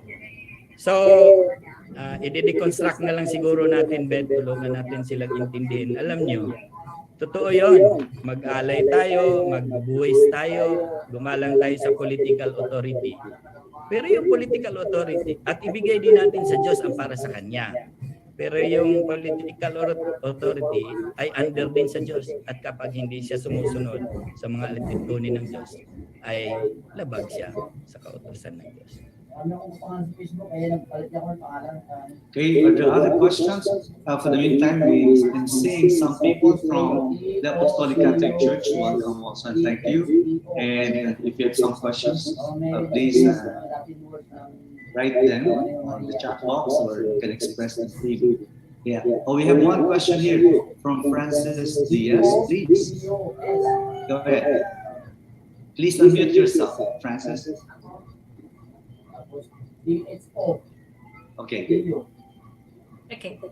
Father, good morning, good afternoon po sa inyo dyan. Maybe I'm speaking from the perspective of lay people who are really discerning, but confused by some reactions of clergy and Facebook posts, okay? So, because there are statements in response and interpreting the CBCP statement, saying politics is dividing the people, and the church leaders, by pushing circles of discernment and especially the statement of CBCP, the church is aiding to this division. Okay, so from the perspective of lay people who are really discerning but are not theologically formed, compared to those who frequent theological formations like that, how can we best explain to them that the CBCP statement per se is not towards that goal of creating division?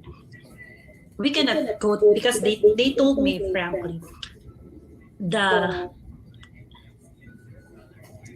statements which are based on the scripture sometimes, that's too heavy for us, but we want to understand. So much more if we give them all the CBC, the canon provisions like that, it will really be like too much information. But if we want to aid in this discernment, how can we express ourselves? I am concerned with that. Okay, thank you. Thank you. Thank you very much for the question, Francis. First, the canon law provisions and the once I have mentioned here are just for the sake of this for this conference, because this is supposed to be an academic conference and people here are into theology, so they must have known what I'm talking about. When I give a discernment process for ordinary people, the language must be different and should be different. Second, on the CBCP statement as creating division, I don't think the way it is worded actually does not create division. It just tells us that things are happening in our society, like historical revisionism, pandemic of lies, which is happening actually in society, if we come to think of it. But of course, people who are in one way or the other telling us that that the statement is divisive can be also coming from different perspectives.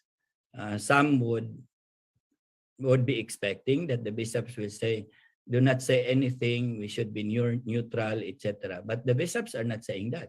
The bishops are actually saying that we should not be neutral in front of injustice and lies. So that already, ito yung sinasabi ng PCP2.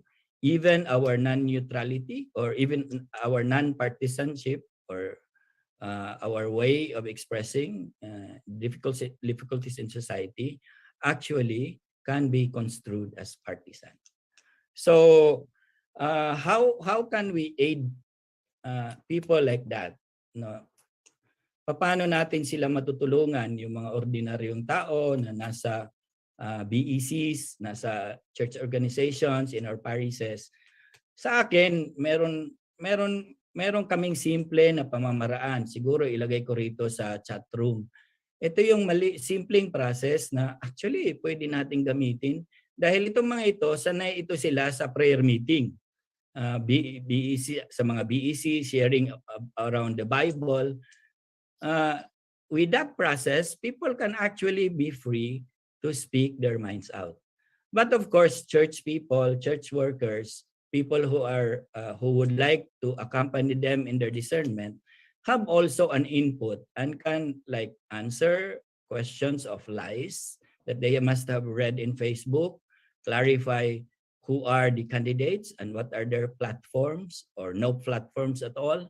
So, simple lang dapat ang sundin natin na process. At sana mas simple, mas konti, 5 C's or mga ganon, laser or 4 na criteria na ipaliwanag ng mabuti at siguro makakatulong sa kanila yon. I am a little bit afraid that people who are reacting on the partisan perspective of the CBCP statement are actually expecting different thing from them. So, kuminsan, hindi rin naman fair sa CBCP. Okay. Thank you very much for the question, Francis. I think Francis is based in Belgium now. Huh? Thank you very much for the question, and also Father Danny. Thank you for that response. We have some people following us through the Facebook, and we are connected with other different networks. And we get some questions from them as well. So I will read one of the questions coming from Alex Vergara. Those who were killed during the war on drugs and even on martial law are threats to national security. They are criminals. They stabilize the peace and harmony in our society. They kill people too. So how can you justify that penalizing those criminals, thus compromise the value and preservation of life when they themselves, the criminals, don't know how to value and preserve life they took away?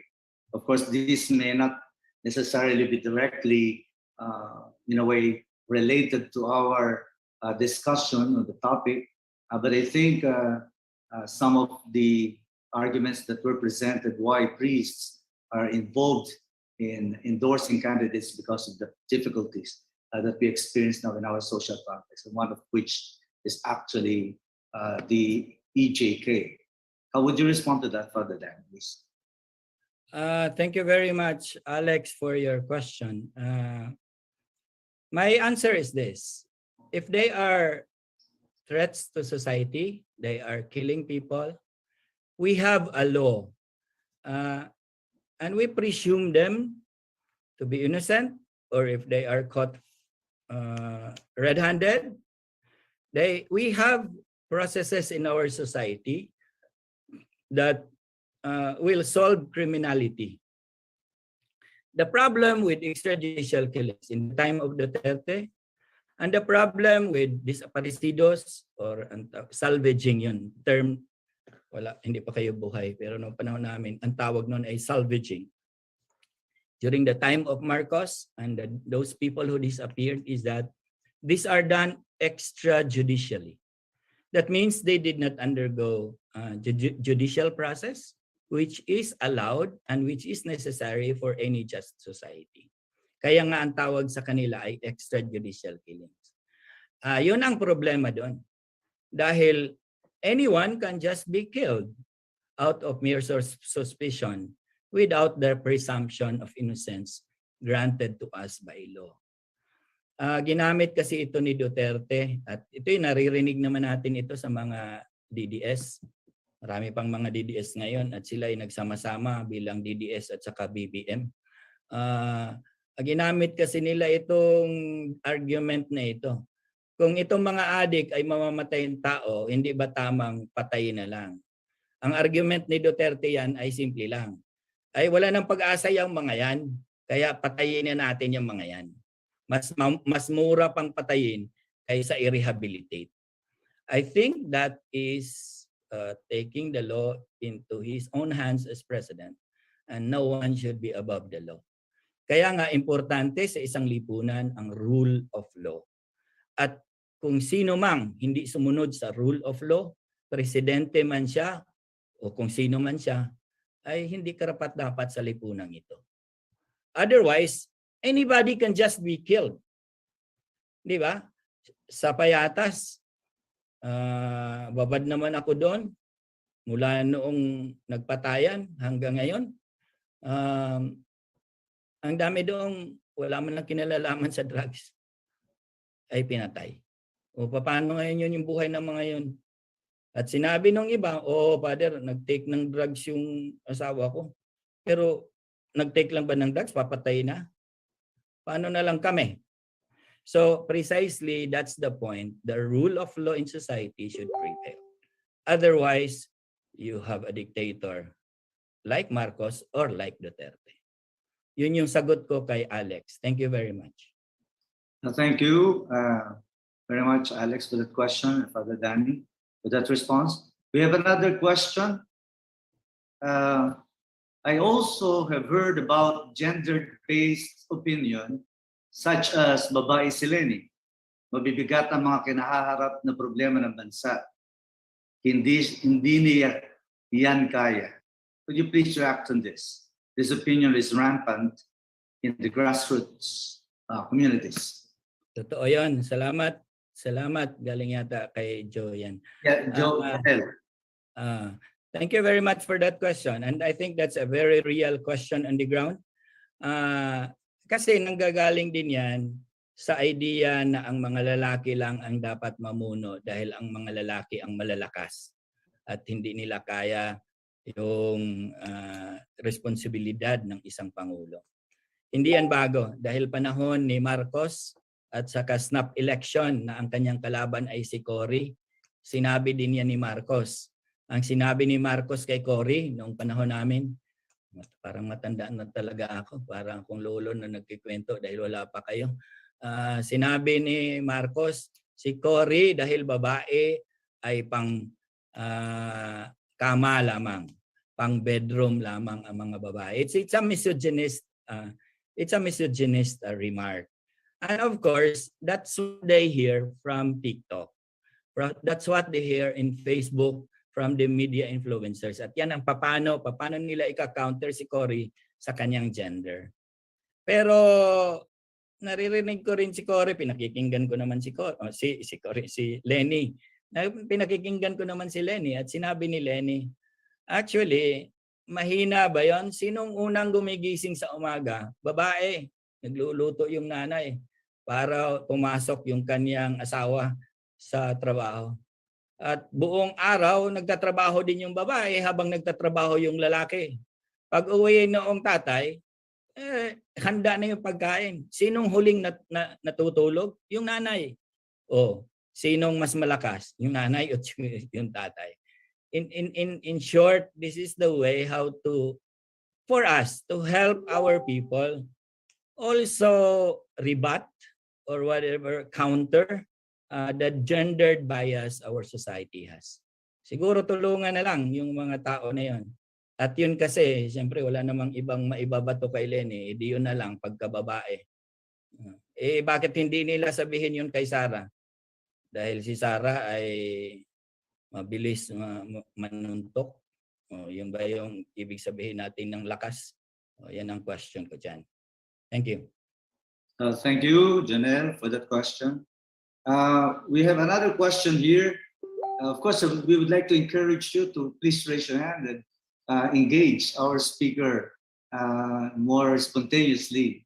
We would encourage that. But in the event that we don't have yet raising of hands, we are going to read another question. This time from, I think, one of our students here, Victor. A canon law says that priests and religious sisters are prohibited from being politically partisan, which indeed the church is observing and compromising. However, it also says, in the case of promoting the common good, to promote peace and harmony, canon law says requires it, as long as it is based on justice. For me, I don't have any problem with priests and religious sisters who express their support to VP Lenny, because I'm also a pro-Lenny person.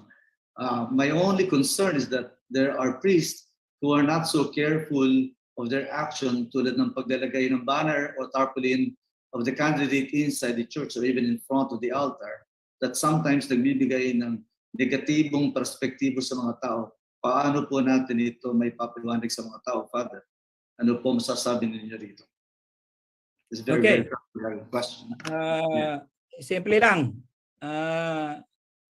Kung ang pare ay malinaw sa kanyang support kay Lenny, edi dapat lantaran niya yung kanyang support kay Lenny. Magsuot siya ng pink, mamigay siya ng pamphlet, sumama siya sa karaban ni Lenny, o mag-pray over siya kay Lenny, dahil klaro na yung kanyang suporta doon. At that is precisely my point in this paper. Ngayon, depende na rin, ikalawang point, depende na rin yan sa pare kung paano niya igagalang yung sensibilities ng kanyang mga tao.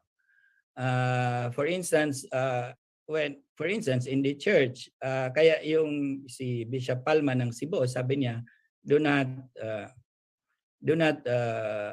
endorse someone obviously in the pulpit. I think it's also fair for me. But there are other venues outside the pulpit. Diba? Hindi ka lang naman pwede magsalita sa pulpit. Di pumunta ka doon sa labas ng pulpit, sasabihin mo. Ibig kong sabihin, I think the liturgy has some special connection to the lives of the people, and if some people are marginalized because of your positioning in the liturgy, I think you have to be careful about too. So depende na yon sa sensibility ng pare, and I think the Bishop of Cebu is right on this respect. But if you listen, I think what a good guide is the press conference given by Bishop Ambo when they have released the statement. That press conference actually clarifies what the bishops mean, something which they have not written in their statement, in their pastoral statement. So basahin lang yan.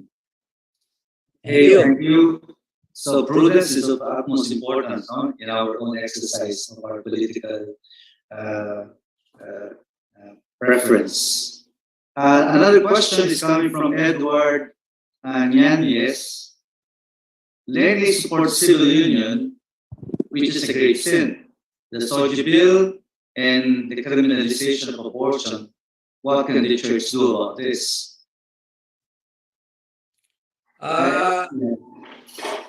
I think Lenny's position is not clear on that. In fact, in one of the talks that I have heard from her, she is in fact conflicted. As I understand here, it says she understands the feelings of LGBT community, just as she understands people who have problems with their marriage in the context of divorce. But because she is Catholic, her feeling is conflicted, and she is actually willing to listen to people of that same experience. I think that's her position. When she is asked about divorce, in fact, in the CNN, I don't know which debate is that, her answer is no. Now, my question is this. This is actually part of the propaganda against Lenny. In one way or the other, pitting Lenny against the Catholic tradition.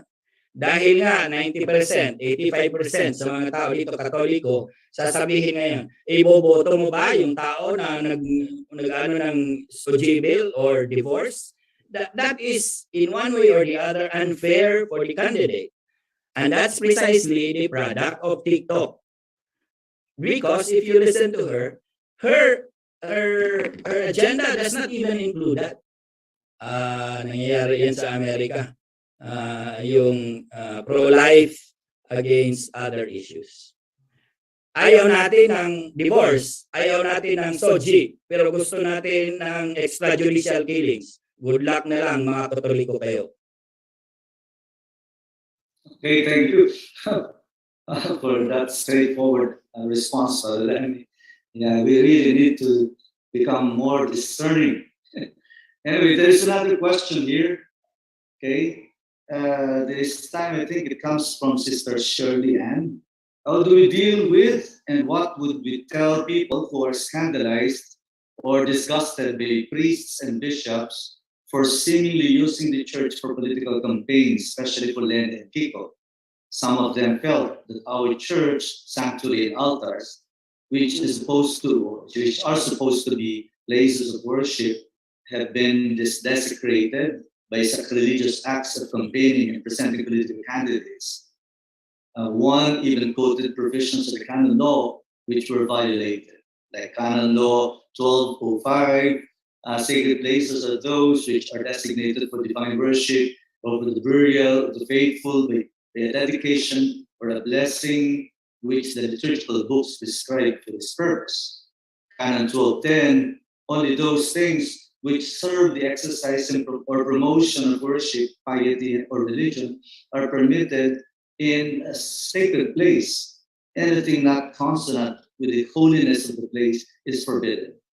In an individual case, however, the ordinary can permit other uses which are not contrary to the holiness of the place. Thank you very much. Okay. I like the last sentence. The ordinary can permit other uses, which is in fact not contrary to the use of the place. Holiness of the place. The holiness of the place. I think what that comment is saying, I have read that also in Facebook. That's very rampant in Facebook now.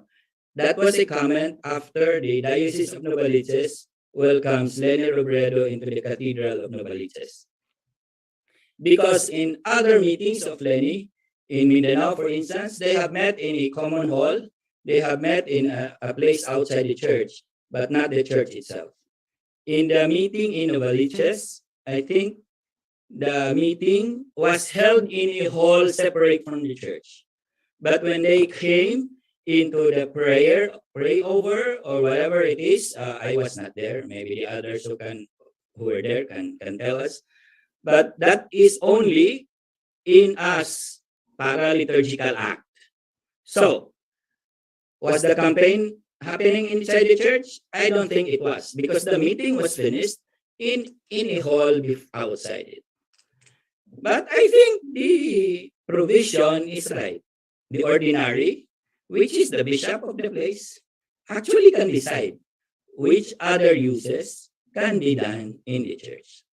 So kung canon law ang laban natin at liturgical norm versus liturgical norm, that last statement is right. Thank you. Okay, thank you. We were there. Some of us were there at the end of the day. Ay, ikaw naman pala yung dahilan eh. Magsalita ka nga. No, actually, malay ko. As you said, actually, yeah, because it's not easy to control the people who are operators who actually dedicated themselves to really campaign for Lenny and Kiko. So, of course, it was meant really for prayer and and blessing. And of course, after they spoke, people somehow reacted and really shouted Kiko and Lenny. It looked like really a campaign thing, in the church. But it's not necessarily unholy. Anyway, thank you. Yes, Sir Emil, okay, please introduce yourself and ask your question.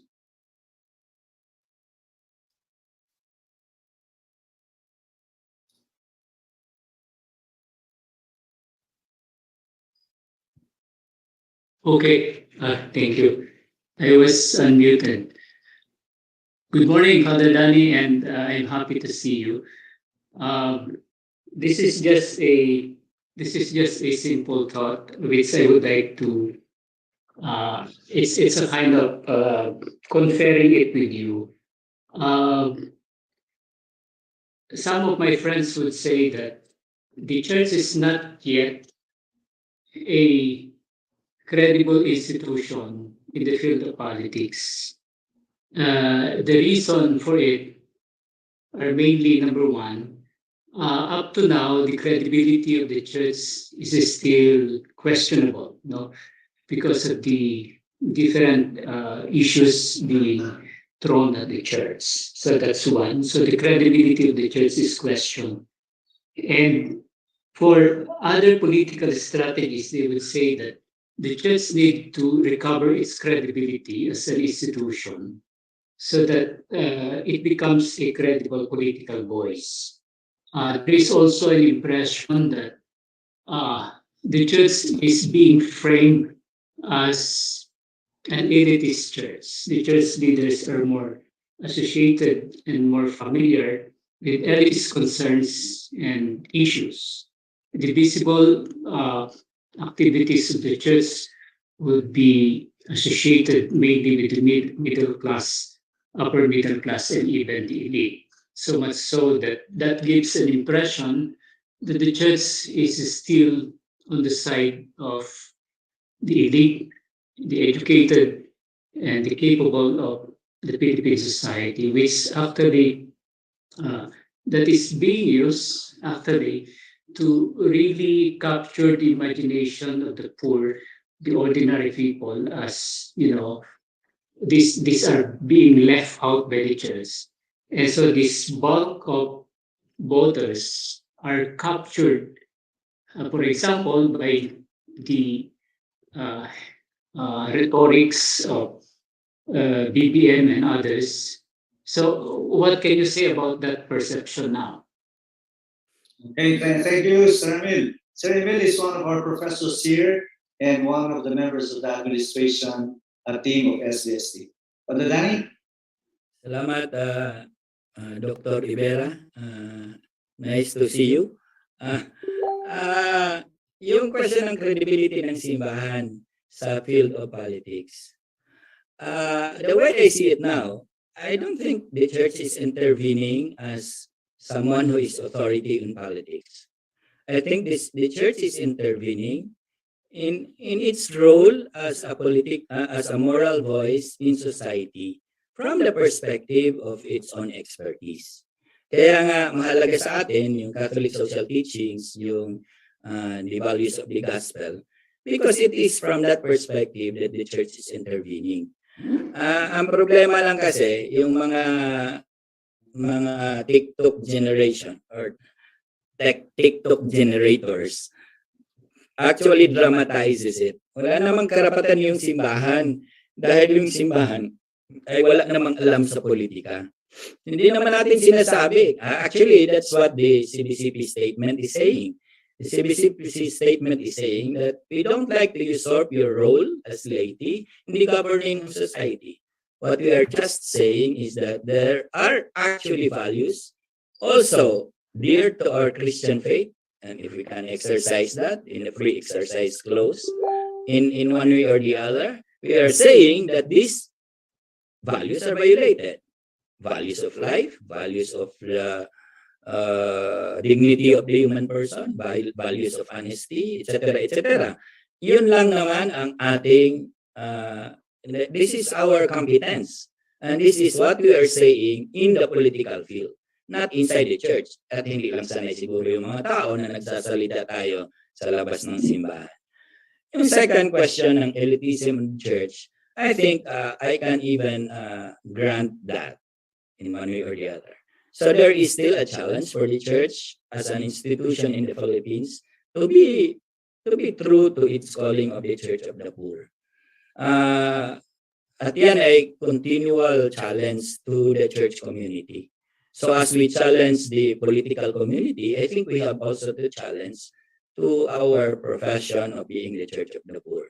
Pero ito lang isang masasabi ko. Sa totoo lang, ang mga karamihan na mga sinasabi nating tao sa laylayan ay nakikinig naman kung magsasalita ang simbahan.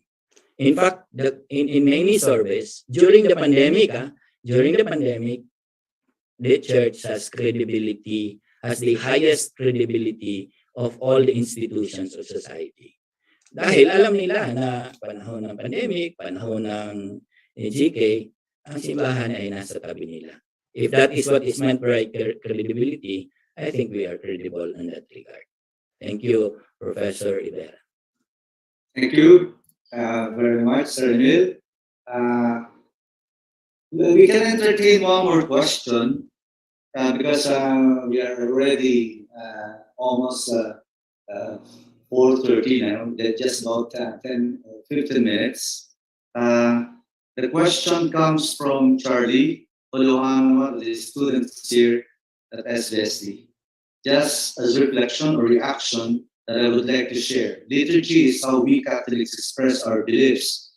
However, in the actual world of tension between liturgical credibility and fighting for justice by endorsing a decent candidate for leadership, it appears to me that as we become more focused on ritual, we marginalize the truth. I believe that liturgy should also be transformative and participative to the kind of justice and truth that we want to achieve. Okay, that is comment. Would you want to make a comment on that comment? Hindi ko maintindihan yung however, ano yun? We marginalize, ano yun? Nasa No, gitna. I think the question is about trying to respond to an earlier comment that, raises critical question about having, this political activity inside the church. It claims that our work for justice, which is actually endorsing a candidate, is likewise cannot be, I think, cannot be separated from our pursuit of worship of God. Okay. Sige, salamat sa tanong. I think you're right. In one way or the other, you're right. Because I think liturgy should be the expression of the people, of the situation and the aspirations of the people of God. Most of our liturgy is in fact ahistorical. It was the same liturgy yesterday, today, and forever. Without any reference to the situation that's going on, whether it be pandemic or EGK, etc., etc. I think there should be a way that our liturgy, the parish priest, whoever is in charge, that he makes the liturgy meaningful for the situation of his own people. However, in the context of, and this is going back to the comment I made earlier, in the context of people trying to discern which candidate to endorse or not to endorse, our community, our congregation is a divided congregation. And to be able to force our personal choice or endorsement over others who have not yet made their endorsement would alienate many in your community. So, yun yung maganda yung sinabi kanina, yung prudence na kailangan ng isang pare. Kung sa tingin niya ay sa pamamagitan man lang ng liturgy ay magkaisa yung kanyang community, kanyang congregation, then so be it. He should respect plural sensibilities by creating plural liturgies and perspectives. Thank you. Okay, thank you very much, Father Danny. I think we should allow Father Danny to take his rest now. It's I don't know. I think it's already almost early morning in New York, and we would like to thank him for being very generous with his time, even if it's actually midnight or rather early morning in New York. He allowed he in a way conceded to be our speaker in our academic and social forum this afternoon. By the way, Father Danny will have another talk with us, and this forms part of the third in the lecture series on Vincentian spirituality, and that is scheduled on March 19. He will talk about political charity, Vincent's response to this particular time. Okay, so I'm sure then he will dwell more on Vincentian spirituality. in relation to our political engagement in society. So the time, that will be the third Saturday of the month from 3 to 5 in the afternoon. So don't miss him again. It's been a very interesting discussion that we have had with him this afternoon. So to be able to acknowledge and thank him for... Ika muna, Roland, Yes. I have forwarded into the chat box a copy of my PowerPoint for those Okay, who would good. like to use it for their own sessions. And there is also in the chat box circles of political discernment. I'm not sure if that's the last Tagalog at saka English yata yan. Okay. Otherwise, it can be forwarded by SBST to the participants. Yes, yes. Of course, we would like to ask the participants to register, especially students. Please register. And those who are interested to get a copy, especially of Father Danny's talk, please also register, and SBST will take care of sending you the files. Okay, thank you very much. And at this point, we just missed one question, but I think we don't have the time anymore. Let's move on to acknowledge, and we give an award certificate of appreciation to our speaker. Can we just we project our certificate of appreciation? Okay.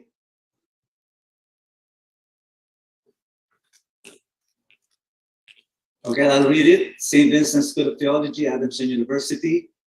A certificate of appreciation is awarded to Reverend Father Daniel Franklin Pilario, CM, in grateful recognition for sharing his profound insight, experience, and expertise on the topic, Can Priests and Religious Endorse Political Candidates? Given at St. Vincent School of Theology in Tandansora Avenue, Quezon City, Philippines, on this second day of March in the year of our Lord 2022. Signed by our rector, Father Manuelina CM, PhD, and by Father Roland Tuazon, CM, by yours truly. Okay. Thank you very much, Father Danny. And now, before we end our session this afternoon, we'll listen to our rector, okay, for his final remarks.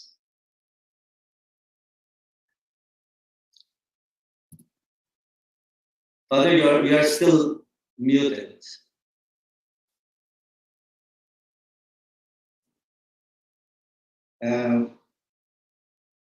Yeah, somebody in charge, please unmute Father Ginete. Okay, wait a minute. Okay. Okay. Okay, thank you. Thank you.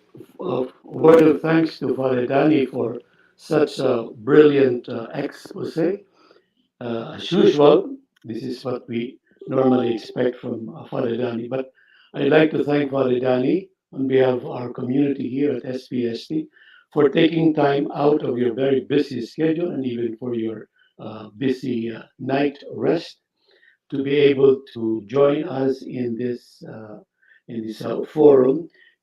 This just goes to show that Father Danny's commitment to what is going on here in the Philippines at the moment, and especially as we are preparing for this election, is something that cannot be limited and bounded by space.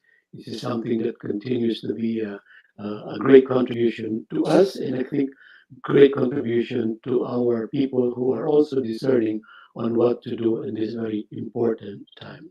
As I was listening to Father Danny, there were a couple of things that I was reminded because of quotations that he had made, for example, in reference to PCP2 and about the Church of the Poor. One thing that I also thought of was the celebration yet last week, which was the celebration of the anniversary of EDSA. And the question that always kept bothering me was that why is there this communal amnesia among the young people about what EDSA was all about?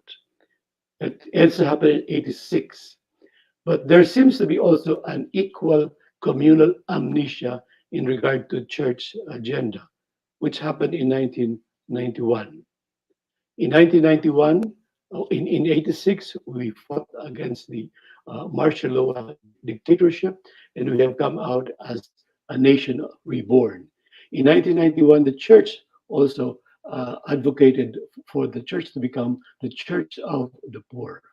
But 25 years or 30 years from those times, we seem to have forgotten, and we have uh, embedded ourselves in a communal amnesia of both EDSA and the Church of the Poor, which was the in a way the battle cry of the PCP2 in regard to what the church should be today here in the Philippines, the Church of the Poor. We can ask ourselves, what would be the reason why we have this amnesia? Is it because of what they call this of the Department of Education forgetting about teaching our young people about martial law? Or was it also our church leaders not reminding all of us that we have adopted as the the the vision for the church in the Philippines and the church of the poor? So in a way, what Father Danny has given to us this afternoon is precisely to remind us once more that these are the very important commitments that the country and the church have made in regard to the church and of society, of course, in the coming days. We have this opportunity to again be reminded and to do something about this communal amnesia. I hope we will take advantage of this important opportunity because we may not have this opportunity once again. As Father Danny has intimated several times, 86 was almost like a generation ago. And for us who were what do you call this, witnesses to the prophetic vision of EDSA as well as of PCP2, we were there and we had invested all of our time and our energy. Now is the time for people to invest their energy. And the investment of energy, I think, should not come by dividing ourselves as the lay people and the church leaders. This is an agenda of the entire church. And for as long as we make a distinction between church leaders not endorsing candidates and lay people endorsing candidates, then I think we are failing as a church according to the vision of PCP2. We are going to push forward the vision of PCP2, and the way to address the church of the poor is by electing the proper leader whom we think embodies the vision of PCP2 and, of course, the vision of EDSA. And that is none other than Lenny Robredo. Thank you very much. Thank you again, Father Thank Danny, you. and thank you for all the people who are joining us in this in this forum, and we would like to assure you of our esteem, our respect for anything that you decide on, especially in regard to who you would endorse as your own candidate. Thank you, and good afternoon. Thank you, Father Manny Pinete, for that closing remarks. It is really important for us to remember key moments in our national history, and also remember another very important moment in our church, local church history. Okay. I think that may be a good way for people really to make the discernment really grounded in what has really happened. And that would lead them to a much better choice, which in the conclusion of Father Manny is actually voting for Lenny Robredo and the companions. Okay, before we end, we're going to have a picture taking. Please turn on your camera and somebody from among our students. We would like to, by the way, thank also our students who have prepared all of this for us, the videos, the media center, the student council.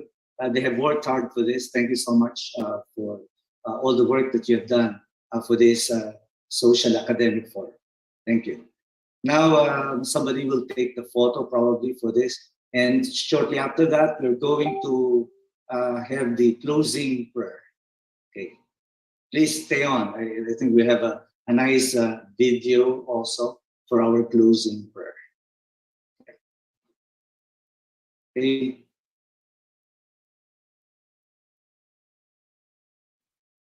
So we take, okay, first click. Arvin, you're in charge of taking of photos, okay? Next page. Next page. Next page. Next page.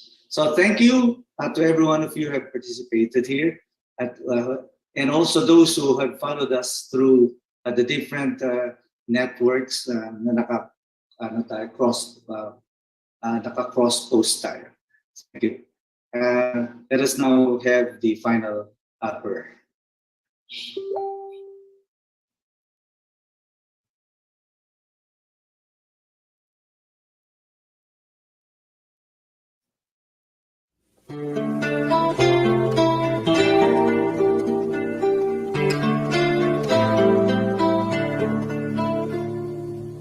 Ang pagsamba at ang pakikibaka, pagpupuri at ang pakikipagkapwa, ang pagsamo at pakikisalamuha sa pangalan niya. Alang-alang sa kaniyang kadakilaan, ang katarungan at kapayapaan, alang-alang sa kaniyang kalwalhatian,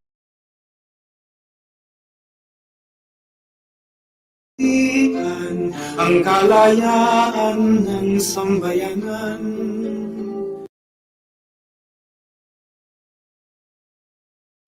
Pagsasapamuhay ng ating pananalig, bunga ng pinakadakilan niyang pag-ibig, ang gawa ng pananampalataya sa pangalan niya. Alang-alang sa kaniyang kadakilaan, ang katarungan at kapayapaan, alang-alang sa kaniyang kalwalhatian, ang kalayaan ng sambayanan. Si Kristo'y sapat at ganap na kaligtasan ng ating kaluluwa at lupang katawan. Kung mahal natin ang Diyos, ang dukha at nagdarahot, ang api at hikahos, sa pangalan ni Jesus, kalingahin na.